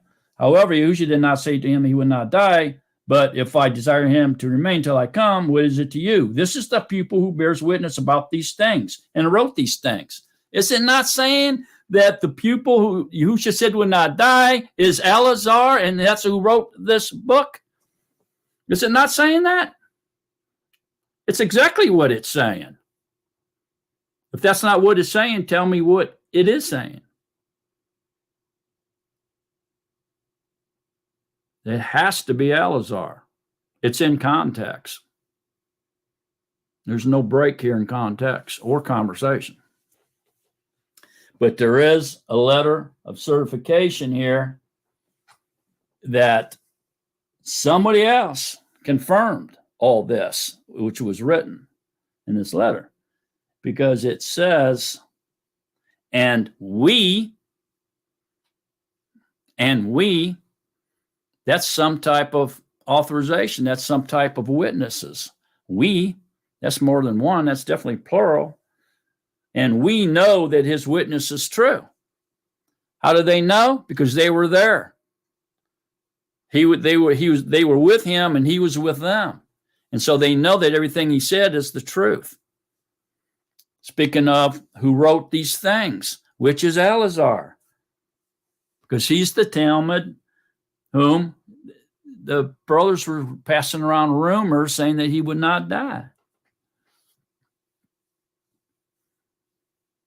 Is that not what this is saying, folks? Why do you suppose nobody catches that? Why does that go over everybody's head? The letter itself is telling us who wrote this book. It was Eleazar, the pupil whom Yahusha loved. And the only way you can even try to wiggle out of that is saying, well, the pupil whom Yahusha loved was Yahukanon, the son of thunder of Zebediah. It wasn't Eleazar. And in that case, we got to go back to the nickname thing. The nickname doesn't match the character. When somebody's given a nickname, it's because of how they act, their character. So if you call somebody Butch, you nickname them Butch, is that going to be a little scrawny, skinny dude, fair skinned, or is it going to be some big, brute, hairy guy that goes around and bops you on top of your head and bullies you? The nickname has to match the personality and the character. Okay? And so the pupil whom Yahusha loved would be more of a mild, calmer, loving type personality given as a character. And the son of thunder would be someone, who was forceful, had an outgoing personality, very abrasive, perhaps, type person. Definitely somebody that wants to bring some pain. Okay. Son of thunder. He wants to bring some pain on you. He wanted to draw down fire from the heaven and kill people. Doesn't sound like the personality. That nickname matches the personality of the pupil whom Yahusha loved, who was laying on his chest at the dinner table and was cozied up with Yahusha. So, we can't say that the pupil whom Yahusha loved was Yahukanon, the son of thunder. Makes no sense.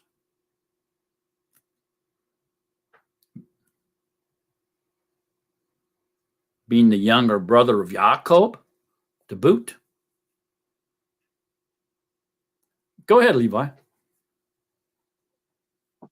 Yes, it is Elazar. I just had to throw my little 2 cents in there. My phone's about ready to die. I'm going to have to back out of here. I'm going to tell you guys, all my brothers and sisters, have a blessed day in Yahusha, and I will see you next Shabbat. Okay, Levi. Okay, on that note, I got your vote, man. On that note, let's all vote. Based on everything we've read, based on all the information that we've gathered, all the evidence, let's everybody vote on who we think the author of the book of Yahukanon is. If you're in the chat room, if you want to vote, go ahead and write it down, who you think it is. Is it Yahukanon, John the son of thunder, St. John the apostle? Is it Elazar? Is it somebody else? What do you think? Everybody vote. If you got a piece of paper there, write it on a piece of paper and show it to us. Who do you think is the author of this book? Everybody vote. How do you writing spell it. Alazar? Alazar. He's also Lazarus. I'm going to give you about 30 seconds here, and then we're going to all show our vote. I got mine written down on a piece of paper here.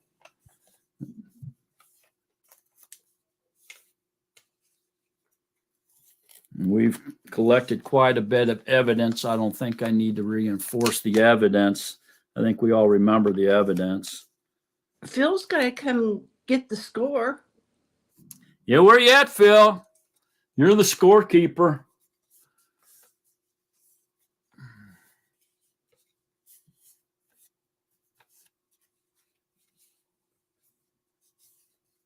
We got a lot of voting going on in the chat room, so we'll give it another minute or so.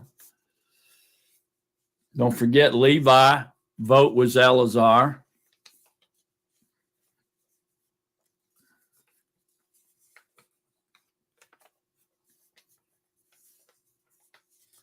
So we can vote for the author of the book of Yahukanon, who it was. Raul. Do you really have to ask me? No, I gotta ask you. We have to know. Inquiring minds need to know what Raul thinks.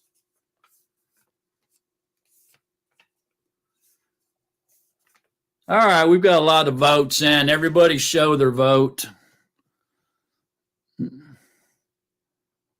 Where's Phil at? He's supposed to be counting these. So we have 1, 2, 3, 4, 5, 6. Phil, you're supposed to be counting the votes, man. Whoops, sorry. Alazar. Yeah. How many for Alazar? Levi voted. Go ahead, Phil. 1. Good grief.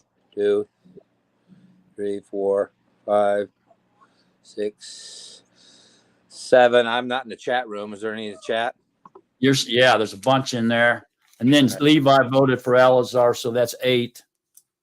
Okay. I'm trying to get to the chat. I wonder what the heck. It's not. I can't get to it. I wonder why. Okay, I'll do it up there then. I'll Did you try. click on comments? Yeah. Okay, I'll go with it. You got, here's Elazar. I'm going to say Elazar and you count them. We're at 8. Ready? Elazar. Ike is 9. I tried to put it up there, 2 of us there. Okay, Ike 9. You're at 9, Phil. Yeah. Elazar. Yeah. Say 10, so 10. I know you're with it. Elazar. 10. That'd be 11. 11. You're at 11. Yep. Elazar. 12. Elazar. 13. Elazar. 14. Yahukanon, also known as Elazar, and Simon the leopard. 15. 16. Oh, wait a minute. Simon. Okay. 15. Elazar. 16. Elazar, the one who Yahusha loved. 17. That's it. 17. That's it. So we have 17 for Elazar, 0 for Yahukanon, the son of thunder. And so a 1 for Waldo. We have 17 for Elazar, 1 for Waldo. So near unanimously, the Natsarim assembly has voted Elazar is the author of the book of Yahukanon. I'm doing this. Quit it. Whoops. Sorry about that, you guys. Very good. So that concludes our study this afternoon. And it also concludes the study in the book of Yahukanon to be completed and concluded. And what a wonderful study it was. Congratulations to everybody that was here and participated and didn't miss any of it. Very wonderful study. And next week, we'll begin in the book of Luke. So we're going to start with Luke, chapter 1, Luke, next week. All right. Anybody got any questions or comments or anything at all about the book of Yahukanon? The instructor's assistant says read Luke 1 before you come in next Saturday at 11 Central Time, 12 Eastern Time, 10 o'clock Western Time, I think. That would be a very good suggestion. Mary Ann, go ahead. I just wanted to thank you and all the people that are in our group here. For so many years, I didn't understand what they were reading to us when I went to all the different affiliation. Yes. And so now it makes sense. And to pull out the true meanings, I never dreamt that what it really meant was what we've been learning. And I just want to thank everybody for that, because it just blows my mind away to know, even like the wheat, what does that mean? And the weeds, and all that. And what was it really referring to? Well, to me, it was wheat and weeds. I couldn't relate it to anything else. So I never understood what the scriptures were all about. So thank you all very much. And we're going to go have some lunch and hope everybody has a fabulous day. Mary Shabbat. Ann. Mary Yes. Ann, I just wanted to say thank you for expressing something that's been on my heart also, but I wasn't able to put it into words. I feel every word you said. Thank you. And thank Ted for being such a great reader and participator every week. We really appreciate that gift, Ted, of reading that Yahusha has bestowed upon you. All praise to Yahusha. No, God. And he has a good memory, unlike his mother, who can't remember where her glasses are. Yeah, he's got a good memory. He definitely does. He does. All right. Well, y'all have a wonderful Shabbat. We'll talk to you next week. We love Yes. y'all. Bye. Thanks, brother.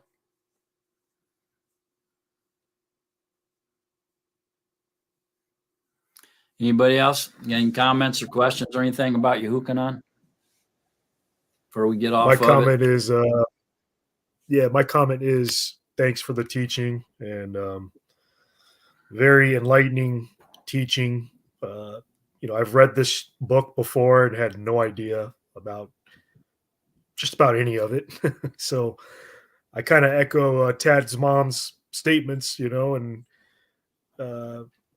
it feels good to want to seek out truth like this and to learn, and you really feel like you're learning something rather than just taking it in through the ears and going about your business. You know what I mean? It means a lot to me. So I appreciate all you guys, and I'm heading off, and I hope you guys have a good rest of your day, and I'll see you guys next week. Thank you. Thanks, Josh.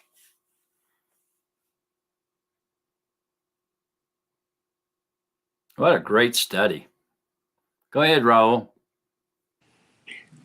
I think that people can sit and read scripture and read scripture and read scripture, but if they don't do it in a group like this, they don't get probably not even 20% of what scripture is saying. I agree with you, man. This is the best way to learn. I never studied in a group where we were just basically being told what this is said. I don't know. It was dull and boring, and it was Christian. And when I all through Christianity, I always felt like, everybody thought just read the words, get through it. I read through the scriptures 3 or 4 times in my life, and not get nearly as much out of it as I do with one session. Thank you, Mark. Yeah, what brings us together is his name, the true name. The true name cuts away all the foolishness. So we need to know the author. We don't know the author. We don't know his intent. So therefore we know his intent. We come together in his name. And therefore he blesses us with his knowledge. Thank you so much, Mark, again. Your guidance and your questioning and your pausing and your humble attitude and teaching. Knowing that you learn the most out of the study. The instructor always learns the most.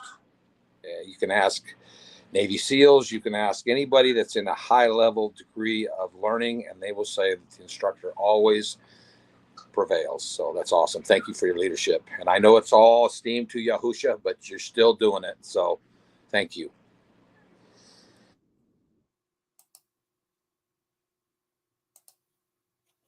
All esteem to Yahusha. Yes, esteem to Yahusha, because Mark, you are part of what is beautiful about who he is. And we each get to be part of that temple that is built spiritually. Thank you for your time and Yah's heart. Thank you. Yeah, you are always very prepared. And that's what's really interesting. You're really, that leadership is through your preparedness. Definitely.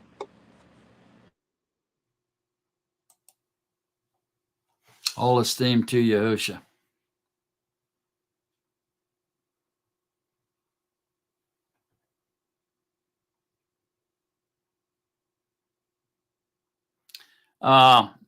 Raul, is Yami still with us? Yes. Maybe she would like to replay that song again. Sure. She says 1 second she'll be here. Okay.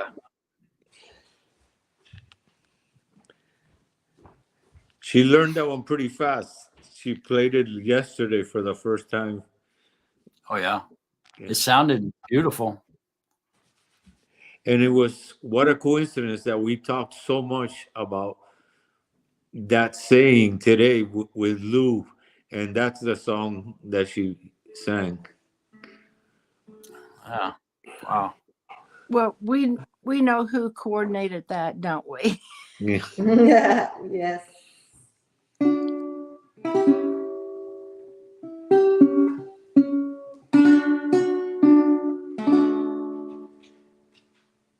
Baruch haba Bashem Yahuwah. Hallelujah. Baruch haba Bashem Yahuwah. Hallelujah.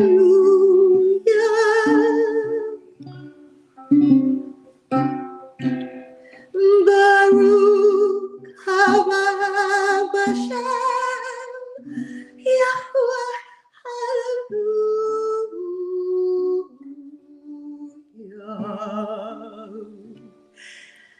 Baruch haba Bashem Yahuwah. Hallelujah.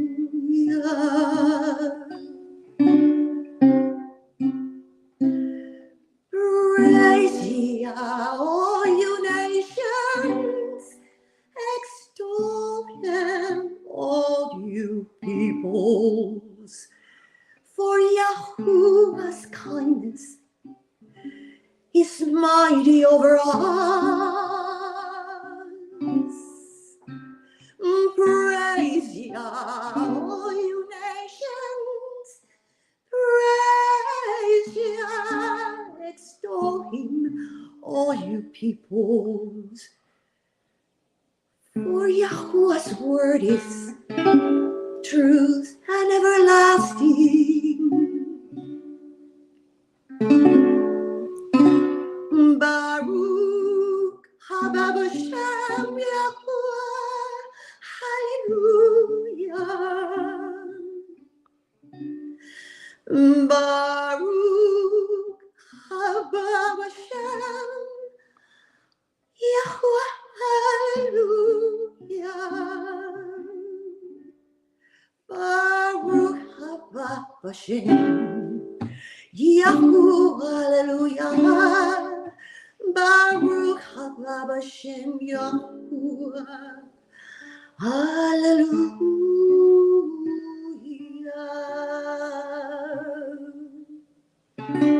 Praise Yah.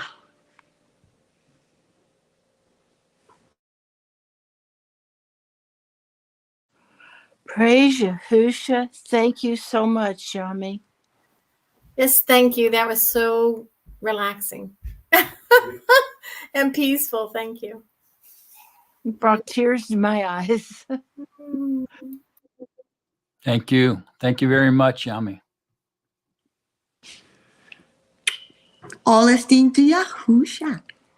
Oh, He was in my heart. He's always in my heart. it shows. And I love you too. I haven't seen you much, but I love you too. I'm a little shy, you know.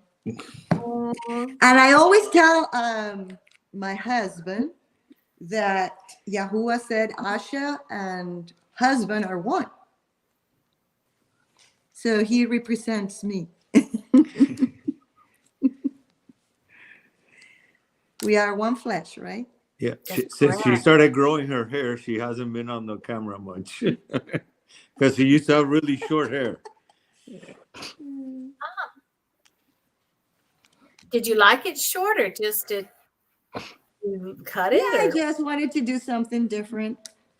Oh, I've been there, done that. My husband goes, "What did you do to here?" So that didn't go over too well. I just wanted to kind of, I don't know, I just felt I want to be as Yahusha made me, you know. I'm not going to be cutting hair and doing this, changing that. Just be me, because that's the way that he made me. So that's really what inspired me, I guess. Oh, is that you? Yes.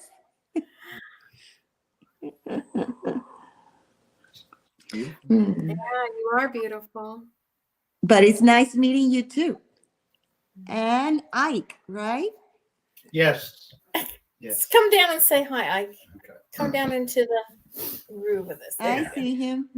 He's growing. He's growing his beard like you're growing your hair. I'm gonna let it grow way down. Well, this was a wonderful study today, wasn't it? Yes, it was. It was And very yesterday's too, last night. last night. You know, about last night, what really got me is the thought of all the animals, all of us, all the trees, everything praising Yah at the same time. Isn't that wonderful? I know. I was thinking about that all night last night. I was like, wow, I just can't wait for that moment.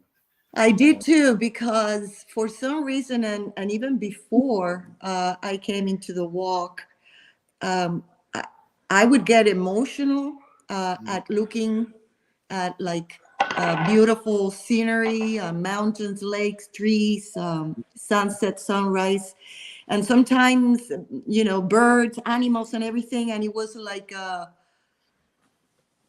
burst of love that I felt so strongly and emotional. And sometimes I would cry, and I am like, I guess I'm an emotional girl, I thought, you know.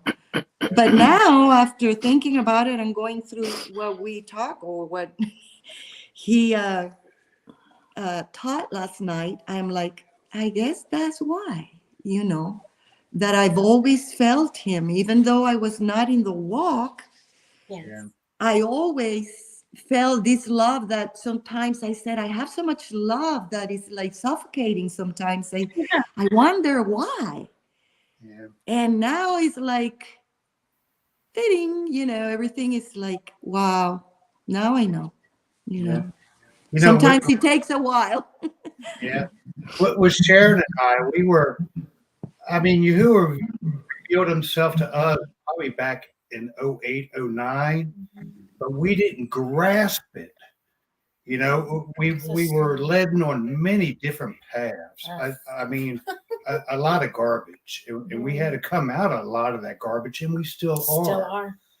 But here within the past couple of years, we've learned a true name, and he's just really been on our hearts, and he's just really working with us now. You know, it's like we started all over again, you know? Well, we learned your name back in 2015. Yeah. But what the journey's been really about who's who and people too, because deception is very hurtful. I heard Phyllis say something that I know that, you know, you endear people, and then they're not, they just turn away. Yeah. And or they want to destroy you because I don't know, they just have a hard time loving him the way he loves us. And I don't understand why they would want to do that, but I guess it's nature that I don't understand. And so yeah, I get emotional. And sometimes sometimes it's the closest people to you. Yes. Yeah. Yes. You're exactly right. And we allowed them to come close. Yeah. And when we found out, no, they aren't who they say they are. They didn't even open the anyway. But And you know, before we got with you guys, we popped in every once in a while and listened. Yeah. But it just like Yah didn't want us to say, hey, this is where I want you. Mm-hmm. We checked out a few more people, and we're like, no. So we came right back here, and the first time we stayed to one time, we was like, the Ruach speaks here. Yeah. So this is where we are. And you know, Lou brought something up that I just remembered last night. In fact, I wake up in the middle of the night and we're talking. But anyway, it's called you said Awakening. Now, I couldn't remember the tent that was out here in it was kind of Stafford, Fredericksburg County. But that was known as the Great Awakening back, I think it was 2009, but it wasn't 2008. It was on the Hebrew calendar because I think it was in the end of March. And it was called the Great Awakening. And we got there, my daughter and I, and this older woman that took us there. We went there and we missed it. But we were given these 2 tapes. What time is it? And Time and Season was the name of these videos. And Ike and I just looked at each other about what's going on around the world and who's who. And we just looked at each other. How come we don't know anything? The dollar, the Federal Reserve, all these different things, Bilderberg, and all this stuff we didn't know anything about. And so we went through a lot of that kind of stuff, but yet it's there, but it's like, it doesn't rule. It's not, we don't leave that in our hearts. We know about it, but it's like the days of Noah. What the heck, I remember almost 3 years ago, I guess, when this friend of ours started introducing us to the Natsarim, and he lent us some books from Lou White, and we started reading. And I remember one afternoon I was reading this book, and it was like such an eye-opening, and so quickly my heart started going fast, and I was like, what?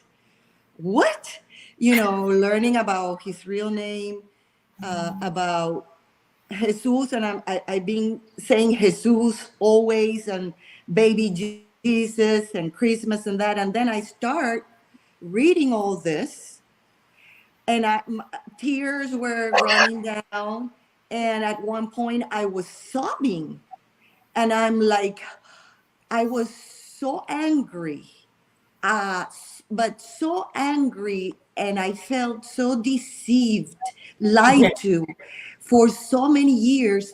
And I'm like, Yahuwah, forgive me. I'm going to make it up to you. How could I have been so blind? Yeah. And it was like, for a moment, I was very angry. But then when I just kind of let go of that emotion and thought about everything, trying to digest everything that I have read, that I felt like, wow, like all shames came down of me. And amazingly for me, and I know it's not the same for the majority of people, it was so easy for that transition. Yes. It's like I didn't want anything else to do with Christmas tree, Easter, nothing. I was telling Raul, I don't want anything to do with anything. I don't want anything, and we continued. And then eventually, we got immersed and everything. But it was not as hard because I wanted to get out of the Catholic thing, because I was raised Catholic, baptized, confirmed, first communion, even first marriage through Catholic, right?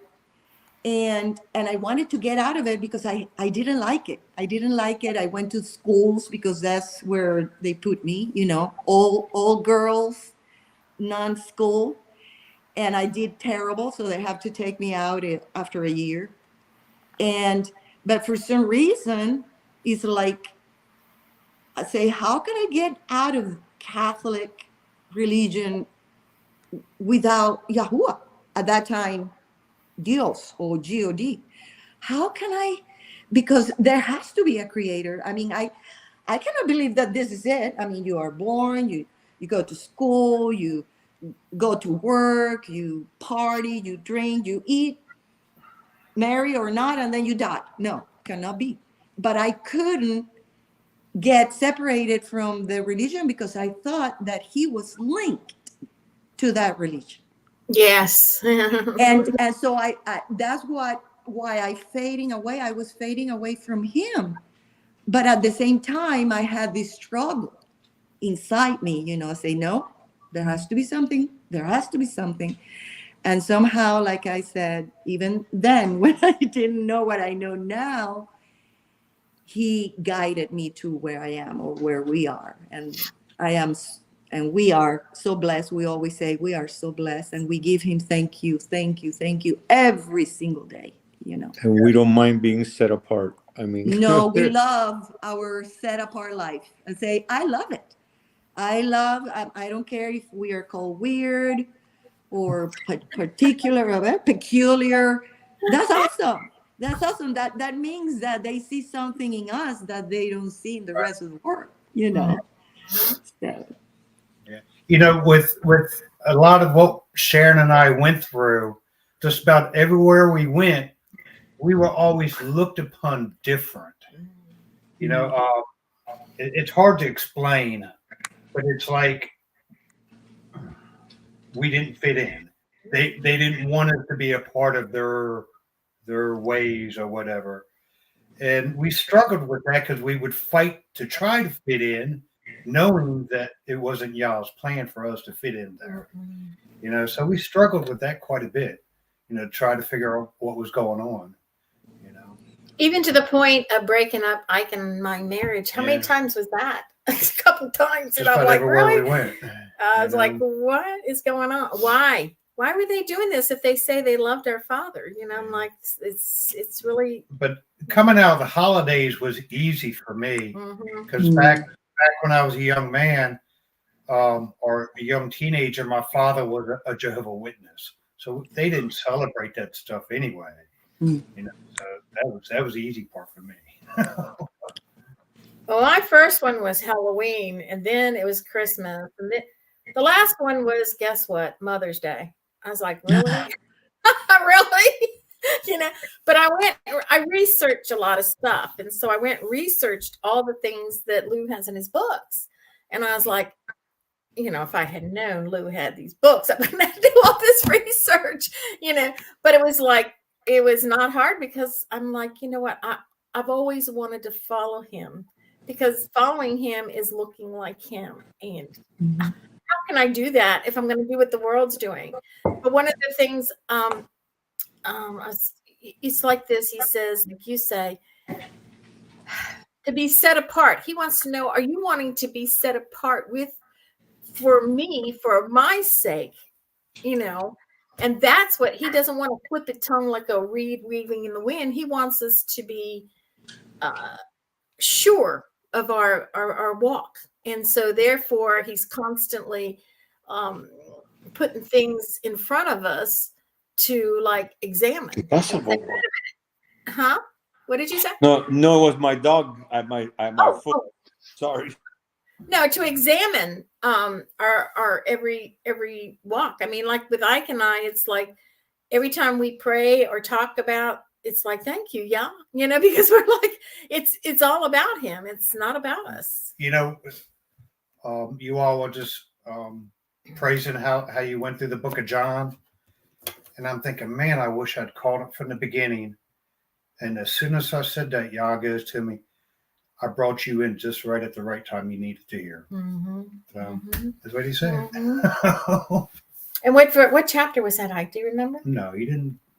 You know, because as soon as they said that, I'm like, man, I wish I'd started from the beginning from them. Yeah. You know, but we came in about a month ago? Chapter 13, 14, 15, like that, somewhere in there. But you do know you can go back. You can go back and find them. You can find the beginning. Yeah. Yeah, we've been scrolling his videos quite a bit, Mark's. So, yeah. At least I have. I know Sharon has too. Yeah. I was looking for Melchizedek because that is it's a big study in itself because it's from the very beginning. Our father was Melchizedek or Melchizedek. He was the first, and he put that into Adam. You know, it's like, yeah. But I'm glad we had this talk, so now some of you all know where we're coming from. Yeah. You know, so. And yeah. I've been wanting to do that anyway. Yeah, these minutes after the teachings are good also. Yes, because we get to socialize a little bit. You kind of bond. You know. Yeah. I was wondering, your house, the roof goes like, I don't get it. It's a cathedral. Is that you see like the shape of the back window? Yeah, Mhm. yeah. That's the shape of the roof. It goes up, then there's a little straight part in the I center, don't and know if then that's how they call it. But is it a long building? okay, this is like a hybrid. It's there's some log in it, you understand, but there's also it's a ranch. It's a ranch style home. Okay. Okay. Yeah, we came up to the mountains of North Carolina because Yami wanted us to retire up here. And when I retired, we came up. We first moved into this really, which she loved, was a very small cabin, but they had too many. I guess you could call it, the little neighborhood had too many Airbnbs, so it started getting really busy and loud and about. We've only been here like 8 months, maybe, in this In house. North Carolina, where? Out in, okay, it's called Murphy, North Carolina, but it's the southwest, up in the mountains, in the Blue Ridge Mountains. Ah. I guess the nearest is like Asheville. Yeah. Asheville. That's where Yeah. we were up in the mountains. It's about Yeah. We used to go fellowship with a fellow group down there in Asheville. Yeah, about we're 30 not very near there, but we're west of there. We're west of Asheville. And what's the At the little corner where you meet with Tennessee and Georgia. yeah? Mhm. What's the name of that area? It's Murphy. The little town is called Murphy. That's kind of Crosses right over into that's kind of Tennessee. where Melissa's. Yeah, Yeah. yeah. Cool. Where in Virginia are you? We're central. We're east part of it, but central. We're 50 Okay. miles from DC, 50 miles from Richmond. Yeah, because we like to go. Let me see if I remember. Damascus, Virginia? Yeah, that's south. Manassas. No, Damascus. Damascus. Like, Damascus. yeah, south that's of it, yeah. it's I on the didn't know that western was- part of Virginia. Yeah. Southwest part of Virginia. Yeah. Right near it borders to North Carolina and to Tennessee. Yeah. It's right that little corner. Yeah. Yeah. Well, we're at it. It's really, I mean, we kind of we got a nice little spot, but it's really congested and busy around this area. Well, it's been building up. They're putting all those I call them stacking packs. They're apartments with no balcony. Oh yeah, but it's happening everywhere.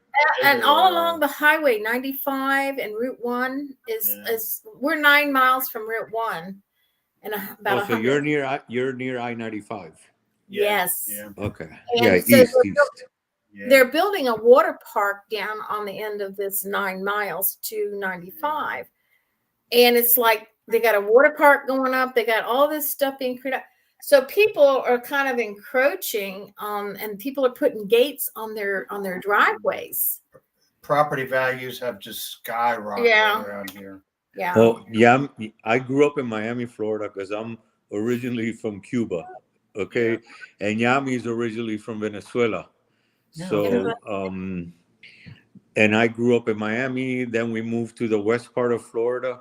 And we can't believe the way the prices have gotten down there. It's crazy. I mean, crazy. Yeah. Yeah. I mean, we have 10 acres, but we live in a mobile home. So our value is in our land. Right. But when we brought this land back in 2000, we paid $25,000 for 10 acres. Wow. Now we get a tax assessed value of over 200,000. You know, it's crazy. You know, that's just the land. That's not what we live in. But we can only live as Yom provides. Thank you, Abba. That we live paying taxes with the personal property, which we have 3 vehicles, and this trailer is considered a vehicle because it's got a tongue on it. Yeah. Okay, so we probably pay about $700 twice a year. We can't live any cheaper than that unless we sell the land and move. Yeah. And we. The problem is that with prices everywhere, you can't do that no more. Yeah, That's you right. can't. What they would give us for this, unless we go down to. What are you going to buy? Yeah, we'd have to move way up in the mountain of West Virginia, you know. So Oh, even that's getting yeah. So, but anyway, I mean, Yah has blessed us. I mean, we've been debt free for a lot of years, and it's been so nice, you know, not to have to be a slave to the system, you know. Yeah. So we are truly grateful for that. But again, we don't really own the land. It's a commonwealth. Yeah. And so, you know, we own it outright. But the thing is, the commonwealth means that we're owned with the king and the queen of England, or whatever, something like that. It says on our deed, what's it say? Trust tenants in common. Tenant on our deed. Tenant in common. Yeah. It's so funny. Yeah. Tenants in common. And I read that and I said, you know what that means, Ike? And I said, that means we're joint ownership with the Commonwealth, which is the Commonwealth is owned by the England. But you know that in true reality, we don't owe anything. Yahuwah owns everything. And you gotta this is what's so funny. When we found the place, it was like a little small piece of paper about the size of this on the bottom of a 7-Eleven store. And it said land on the very corner for $29,000. I offered him, what was it? We offered him $25,000. No, yeah, $25,000. I didn't have so we had to sell the house in Manassas and you know, pay for this what we were in. So it's like we had to move real quick. And that was about in 2001. In June of 2001, yeah. So it was a lot of Yah, and I said this is all Yah.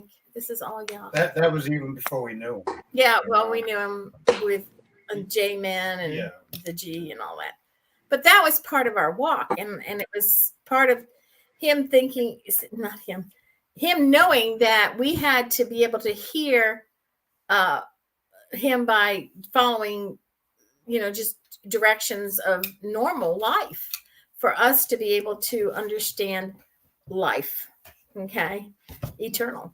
And so until we were, you know, erasing this world system out of us, were we able to hear what the Ruach wanted us to hear? Because there were so many, he had to take us through things to be able to absorb and understand the wisdom he wanted us to have from him. All this is from him. It's not from us. And we can learn all we want, but unless we have him, the strength is always from him, his son. Yeah. And I love talking to people about the word and I remember Mark talking about vomiting up all over people. And basically that was me way back when, because I was so excited that we were free. We were really, truly free. And I wanted everybody to have that. I wanted them to have the love that is not understood in any of these churches, but it's to understand through each one of us to give, even if we don't receive, just give with the joy that is so amazing. And that's everything. Hallelujah. Yami, you got me started. Hallelujah. I hear you, and I agree. I agree. And you know, everything is him. It's all. Everything is him. Your faith, everything. The peace, the love, the joy, the everyday in our lives is him. If we didn't have him, it was not like that. And so these people that meant harm for us, or the walk we had that was back there, has created what Ike and I know to be the one new man, the one new person that the indwelling of the Spirit we can be a servant and walk out this journey, not I don't know if I remember that song. Not to the right and not to the left, but straight down that path. The path Yahushua made. Not to the right and not to Not the to the left. and straight down that path Yahushua made for you and me. Not to the right and not to the left, but straight down that path, the path to victory. That was lovely. And these are the little songs, or what do you call it, like a jingle that I sing to people. And I'll break out in song whenever I and people are like, okay. And they don't mind. They say, man, that's so soothing. I said, that's what the Father wants to give you. That's healing. That's healing, It's to sing. I agree. I want to praise Yah. There was a little boy that hit his head on the pool the other day. And he's crying, and they couldn't find any ice. And I was in my physical therapy. So Ashley was coming down the thing. Ashley's a receptionist. I said, Ashley, get me some ice. So she runs and gets the ice. And Yah told me to pray for him, Sharon. So I prayed for him. And he's just sobbing and crying. I said, now I'm going to sing you a song, and I want you to breathe. So I sang him the song, and he started breathing. You could see him calming down. And then she got the ice on there, and then he got up. He was able to get up, and he went and got in line with the rest of the children at the Y and was able to walk out. And I was like, okay. I was like, okay. But I mean, he was like, that must have hurt. Like my head. He hit it right here. And I'm like, oh. What'd you say, Yummy? I didn't hear you. I just say, ouch. But yeah, it's like other people would be picking up a phone with an emergency, but the phone is right from our lips to his ears. It is not what the world thinks. Just like everything, it's not what the world thinks. Where'd you go, Oh, he's drinking a cup of coffee. My coffee sometimes, I do drink coffee once in a while, but my coffee is the joy I get. And it's like, you just bubble from the excitement. What's so funny? Yeah, okay. What? It does. Oh, I don't laugh. Go ahead, because it's joy of the Father.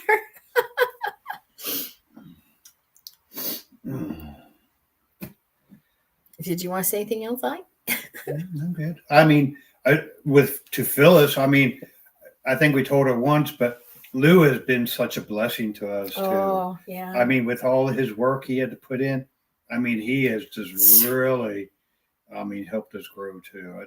I mean, man. Within the amount of time that we have come, it's probably about a month now. Thank you, Abba. Yeah. About a month now that the books and this one, okay. And I put down Hallelujah scriptures. If you could see my Hallelujah scriptures, you go, and it's all written all over. And I haven't written once in here. And I just thank Yah, because I don't know why I did that. I just write like Psalm 118:26 or Matthew 23:39 or something like that. I was just constantly, writing things in the Word. I mean, in the Bible to just going back and forth in the Old Covenant and the New Covenant all the time. It's kind of. Go ahead, Phyllis. Oh, go ahead, Phil. I was just going to say I have an idea about that, because it is so true to his word, as close as it could get, that perhaps Yahuwah is opening your mind as you read along, and you don't need to make notes. Yeah. Because a lot the memory, I'm things, memorizing, and I'm fine. I mean, it's like it's there, but it's like I don't know. I don't know how to explain why I don't do that. But I have not written once, and not even wanted to. You know. I mean, you can, but I usually just leave it in there, and then if the person wants a piece of meat, they just come up and tear it off. Anyway, Phyllis, I do appreciate Lou's work, and I do like that book. What's that book called? The one with the two. I don't know. I got Timeline on my head, but it's not the Timeline one. It's the other one. But it kind of Fossilized Customs. There you go. What I kind of find amazing is, because we've seen Lou's stuff a few years back, but we kind of it went right over our head, and it just kind of amazes me how Yah just circle. Yeah, he just waited. I guess it wasn't our time to really fully see the light, you know. And I think about that a lot because I say to him, "Yeah, how come I didn't praise you when I was a young man?" You know, it just wasn't my time. You know, and it's kind of cool. But anyway, we're at the quiet point. I think I'm just tired. I don't have a whole lot to say.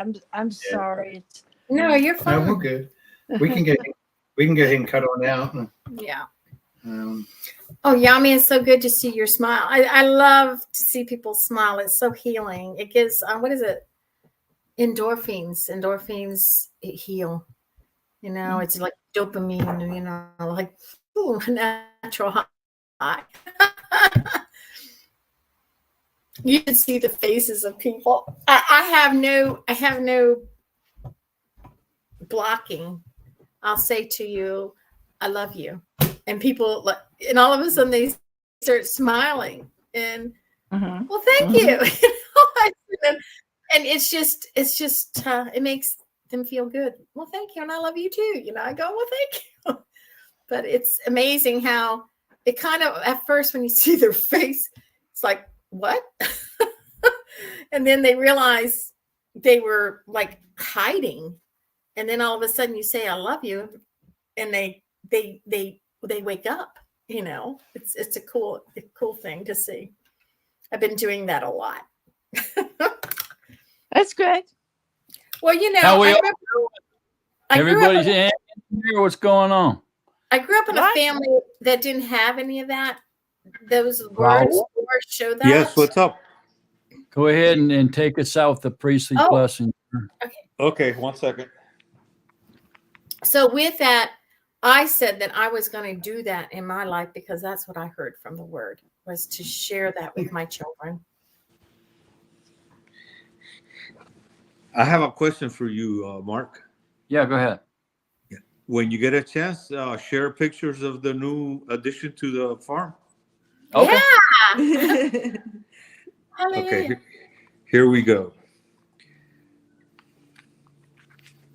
And Yahuwah spoke to Moshe, saying, speak to Aaron and his sons, saying, this is how you bless the children of Israel. Say to them, Yahuwah bless you and guard you. Yahuwah make his face shine upon you and show favor to you.